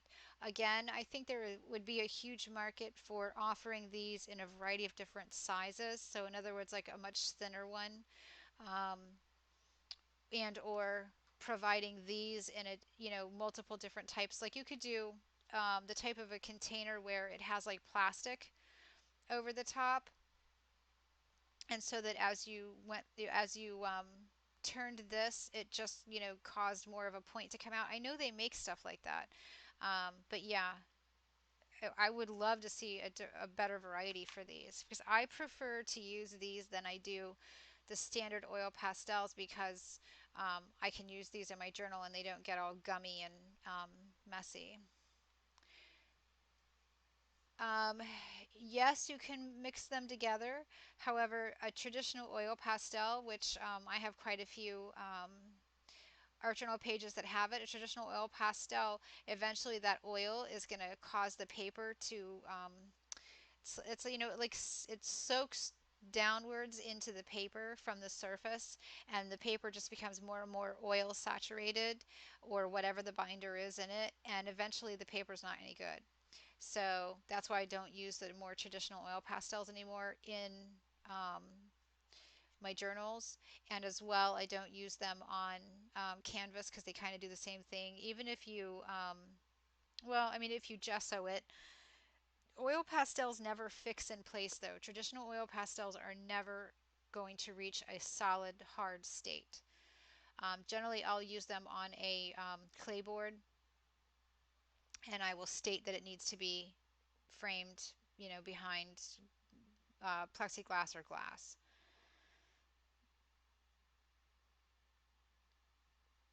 Kathleen, I would too, except that again, I wish that this was not this like flat wide. There's no getting an edge with these. I would love to see more of either a variety of sizes of these, so some that are really thin, or I know exactly what I was thinking of. It's eyeliner. Do you know how that you have the eyeliner that is more like it's like a gel eyeliner, and it has like the whole tip of it is plastic. So like if you look at a um, like the silver all the way up to here is plastic, and then this stuff right here is what's the gel. That would be awesome if they made an oil pastel, a water mixable oil pastel in a container like that, so that when you clicked it or did whatever, just a little bit came out and you would still have kind of a um, point to work with. That would be insanely awesome. I would buy that product. Okay, so what's he doing? All right, so I'm going to add some darks. Just going to use this slate gray. I love this color. This and the blue green in this particular, in the portfolios I love. It's very versatile.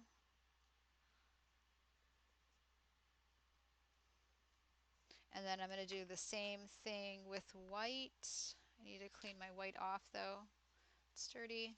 So I'm going to start building in some highlights. These are when I do it with this, it's more of like a softer highlight.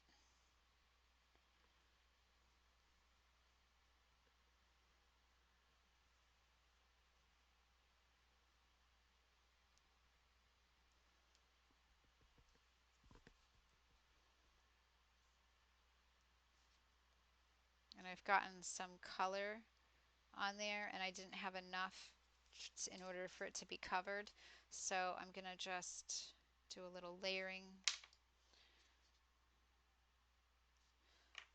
and see if I can't cover it. Oh, it's close enough. It's still, I can still see it, but you guys can't. So you're not getting a close-up view. No, I'm kidding. All right, so I'm going to do something with the hair. And when originally some requests I received about using oil paint sticks was what kind of caused all of this, me to do all this stuff. This is a traditional artist paint stick from a brand called Shiva, and this is real oil paint, although these are iridescent, so they have kind of a sparkle to them. So they develop in less than 24 hours, they'll develop a hard skin so that it preserves the paint that's on the inside, but when you go to use it, you have to remove that. I generally just kind of cut and peel it off so you can see it kind of comes off. But I'm going to go ahead and do that over my trash can, which I know you can't see. And this girl is going to have some seriously shiny purple hair. So you can use these interchangeably, as far as I have found anyway, with the little oil pastels. Mind you, don't do it on a museum quality piece and then complain to me. I'll probably be dead by then, but anyway, complain to me that it didn't, that it, crackled or something. No one says you can do this. I say I can do it in my journal. How's that? So I'm just going to put this stuff on here. Now, if you've never seen these before, put that line down. You know, you've seen me working with the pastels. Look at how they, and these are old. These are really old. Like if these were newer, they would be even more creamy. So in that respect, it's like using the oil pastels. These are oil paint in stick form. They do dry to a hard surface on the thin paper like this. It's going to dry to a hard surface probably in about 24 to, well, probably about 24 hours. Mind you, I have no idea whether or not this will eat through the paper, what it does to it long term. If you're worried about that, I highly recommend you don't do any of this stuff. And that's my disclaimer for today. So I'm just going to put all of this yummy stuff. Now I don't really like iridescent paints per se in portraits. So I don't like to see a face that's all shiny and glittery. For the, like there's a little bit of it. I like it, but if like the majority of the skin is painted with silks or something, it's just not my style. I'm not saying there's anything wrong with it. I'm saying it's not my style. But when you can add a little bit of glitter somewhere, somehow, a little iridescence, maybe in the hair, in the jewelry, twinkle of the eyes, that I like. So I'm being a little crazy, and I probably never would do any type of a portrait that had this much shiny hair. Yeah, I love these things. These things are a dream. And you can get smaller versions of them. I think they're like the trial versions or whatnot.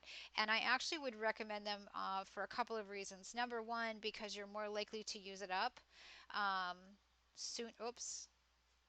You're more likely to use it up sooner, so you won't necessarily run into the problem that I have where mine are all kind of getting old. But also because you can afford to get more of them, and because they're physically smaller, so you have a slightly smaller end, because just like with the other ones, again, it's in a stick form and eventually it gets flattened out. um, it is what it is. So I realized that I've neglected to do anything with her ears, and now she looks like she has white ears. So, and I've got, and I'll show you, I don't have autofocus on, but I think even on camera you can get an idea of the iridescence of them. But I'm going to really quickly give her some flesh tone in her little ears so she doesn't look quite as much like an alien, although mind you, she does have metallic purple hair, so some people might be talking about her, right? There we go. Okay, that's good enough. Here, we'll add a little highlight where a highlight should be on an ear. All right, so now I'm going to go back to, not blue,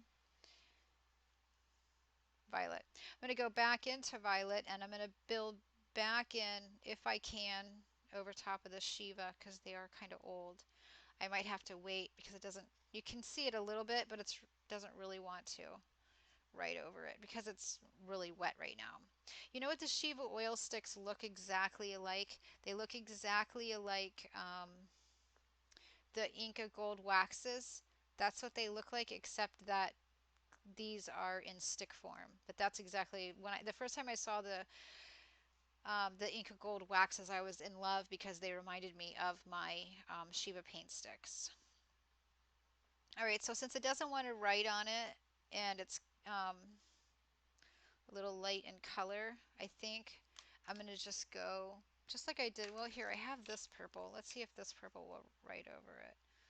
These are so old. Yeah, this one's writing over it better. So now I can kind of build in a little bit of depth. So I like to do hair when it's kind of going behind the head like that. See how I just wiped that right off the face? Yay! I like to put darkness down like kind of under where the ears are. And then again, I don't know what my fascination is with causing them to actually have dark roots. I don't know. I just like the way it looks when I draw them that way. And then I'm just going to soften off the ends of those lines. Well, maybe I'm not because it looks a little weird, doesn't it?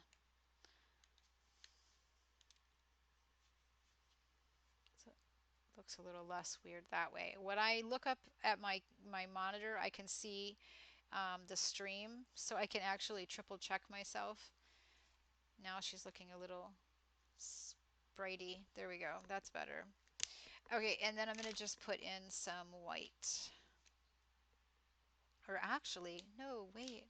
I have this light lavender, pinky lavender color. Let's see. Yeah, there we go. We'll put some highlights in with that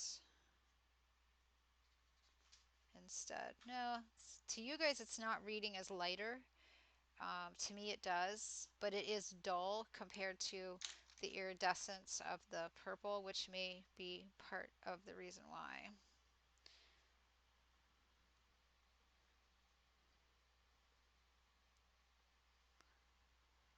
Doesn't help much for you guys, but from what I can see, it does look lighter. But then that's what happens when you play with iridescent. So that's kind of what I see. So it does look a little different. All right, and so then the only thing that I'm not thrilled with so far or right now is the iris, or no, not the iris, the pupil is a little too light colored for my taste. So I'm just putting a little black in there. I'm not being all that careful. It's not quite a circle, all that mumbo jumbo, but I just wanted it to have a little bit of darkness to it. And then you can also fine tune stuff. So like you can come back in with white and you can kind of try to highlight and get some of that flesh between the crease of the upper and eyelid and above the eye. Can't really crush a highlight in with that, but I can with this one. Just kind of smashing a highlight in. That's a technical term. I'm going to smash a highlight into these lower lip down here. And you can do that as well anywhere on the face at this point where you really want, oops, to not smear purple in. Where you really want to create a highlight, you can do that. I'm almost kind of like, I guess you would say I'm kind of crushing the product a little bit so that I get a thick layer of it to come out. It's probably not the nicest way to treat your gelatos, but all right. Let's look at questions and comments. What do I use oil pastels on? I have a few older traditional oil pastel paintings on clayboard. Oh, and you said never mind, you answered duh, and here I'm answering again anyway. But honestly, I don't use my traditional oil pastels that much anymore. Not since I discovered these products. I use these far more often now. Um,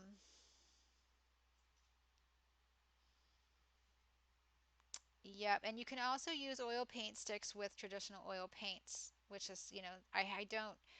Like I have water um, miscible, or I have oil paints that can be cleaned up with water. I can use my Shiva oil paint sticks with those. That's, in fact, that might be where the rest of my Shiva oil paint sticks are, because I can't find them. They may very well be packed away with my oil paints, because they definitely can be used together. Would never have thought to try these products together. Yes, I think if you use gesso, it probably would help it, but I don't know what I just don't know. I don't know if it's worth all the time and effort in a paper journal. Do you know what I mean? Like, I can understand wanting to be more careful and preserving art when it is, traditional art that is designed to, um, hang on a wall and be collected. But I don't really consider my art journals to be something that I do to be collected. I consider them to be something I do for my own personal journey. Um, and if someone decides that someday down the line, which I highly, highly doubt, that it was going to be collected for that purpose, then good on them. Good luck to them preserving them. Take lots of pictures. Like I said, I don't think that's ever going to happen. I don't think there's any worry of that happening to me. So there it is. All right. I have no idea how long this stream has gone. Oh, wait, it tells me 2 hours. So I've been streaming for 2 hours. So I'm really glad I did. And I'm really having fun, but I'm kind of done. Unless anyone has any other questions, I'm going to put some black in her. I put black in her pupils and now it's bothering me. So I'm going to put some black here. And then again, I think she's suffering from the same thing that this girl was suffering from, which is not enough dark.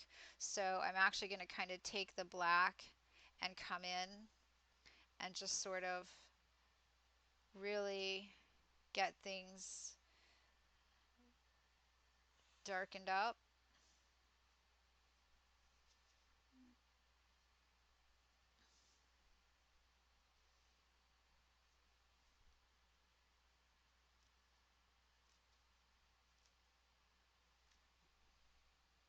She got some crazy ears.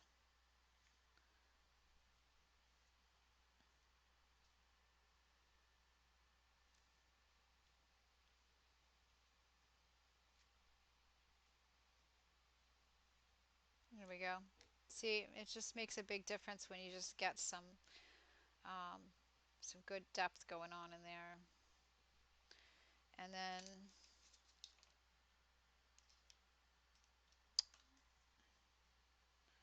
bring that purple back into this one here.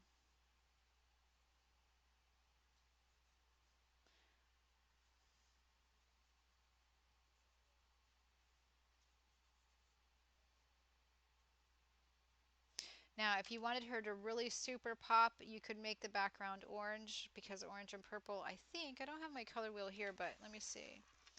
Yep, here's my color wheel. So what is the opposite of purple? I'm gonna consider this to be, let's see. It could be either way, so it's either going to be yellow or yellow-orange. So if you wanted to really pop, anywhere between yellow to orange is going to really make her pop. Or you could do blue or a pink color to kind of make it flow together a little better. Um, so let's do yellow, because Linda wanted to do yellow before, and yellow will look awesome. And because I like mixed media and I have my acrylic paints out and I'm lazy, let's do a kind of, might end up being a little on the yellow green because I got the green. Let me add a little burnt sienna and then we'll get it a little more orangey. There we go. So let's just see.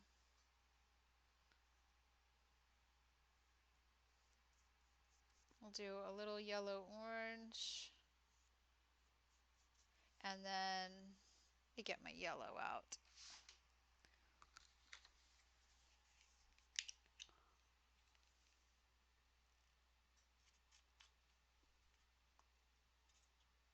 Yeesh.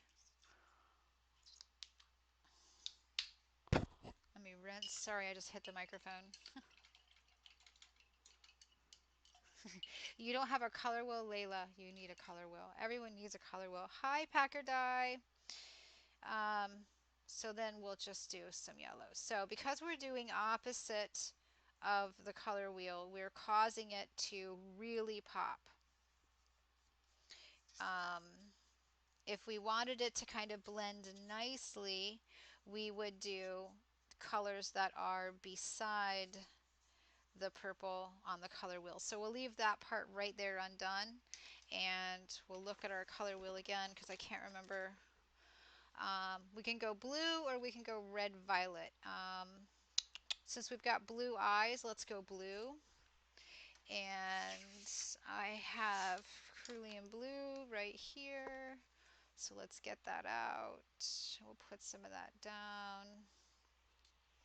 Now again, all of this is playing off of the color choices are playing off the fact that the hair is purple. I'm rinsing my brush, sorry. Alright, so let's set some of this cerulean, however you say it, blue, and we'll play with some white.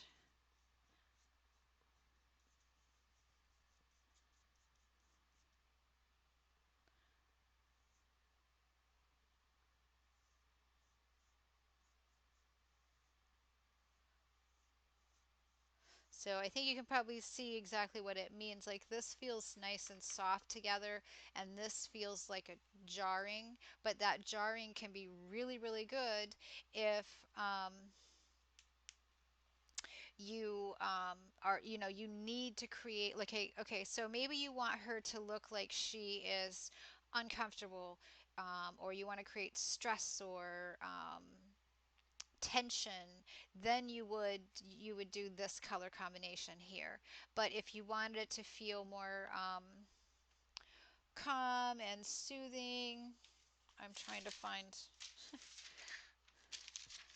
paper, that would be more calm and soothing. You know what I mean? Like not quite, but close enough. But you get the point. Yeah, everyone needs a color wheel. You can get a color wheel for super cheap at pretty much any arts and crafts store. Um, This is just the one that I keep in my desk drawer. It's called the Pocket Color Wheel. I used to keep this in a little pocket in the front of my journal back when I would consult with it all the time. Lately, I'm lazy and consult with it only when I'm trying to explain to people the ideas that pop into my head and verify I know what I'm talking about. Um, but yeah, everybody should have one. And they're really awesome for a variety of different reasons. They will teach you about, I mean, not like overly teach you, but it's kind of like when you were in geography or no geometry class and you wished dearly that like you had a cheat sheet for all the formulas that you're supposed to remember. um, that's what this is like. So it will show you things like what are the best colors to combine, and how best can you combine them. Not to, I mean, I literally will go through sometimes just to be obnoxious and find the color combinations that I hear people say you should never use and go paint and go paint them that way because I want to learn for myself. Do you know what I mean? Like I love someone telling me stuff and I love, gaining knowledge, but unless it requires physical risk that I could die, I'm more happy to actually give it a shot myself and break the rule and find out for my own personal reason um, why they told me that to begin with. So that's just me. Now, if it includes great personal risk, I'm very likely to go, okay, I'll trust you on that. um, All right. So was there anything else? I keep saying I'm going to go and then I don't go and then I say I'm going to go and then I don't go. But thank you guys very, very much for being here. This was awesome. This was what I needed. I needed to get out of my head. I needed to get out of my um, current misery. And teaching and sharing for me is the absolute best medicine. So thank you guys so, so much. And it was nice to meet new people too, because some of the names that I'm seeing in here are names that I not normally get to see. Seriously scrapping. Hi from Australia. You're awesome. Oh, thank you. I would love to know what acrylic paints you think are the best. I think all acrylic paints are the best. Okay. If you ask me what my favorite color is, I will tell you all the colors. I feel that way about paints as well. Um, if I were to have my preference, I would prefer. I think the Liquitex paints. And my reason is not because they're the best, or no, actually, kind of a combination because my favorite to work with are the De La Rowney System 3. But here's my theory behind that, okay? Um,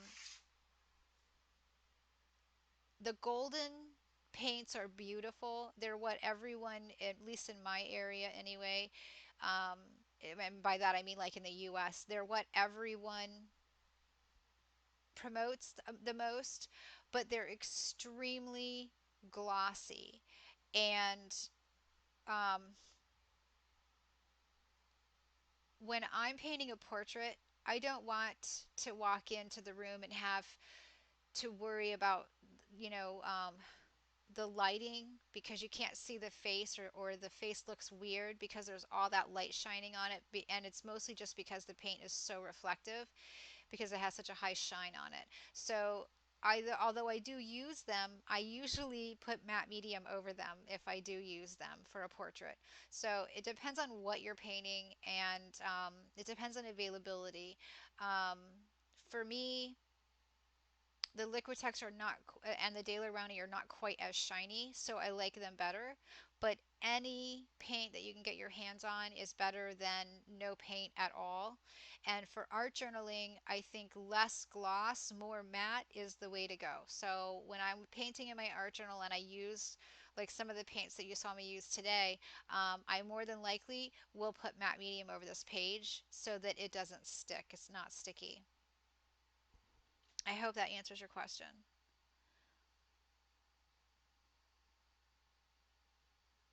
Okay, thanks everybody. I'm actually clicking the button now. Bye.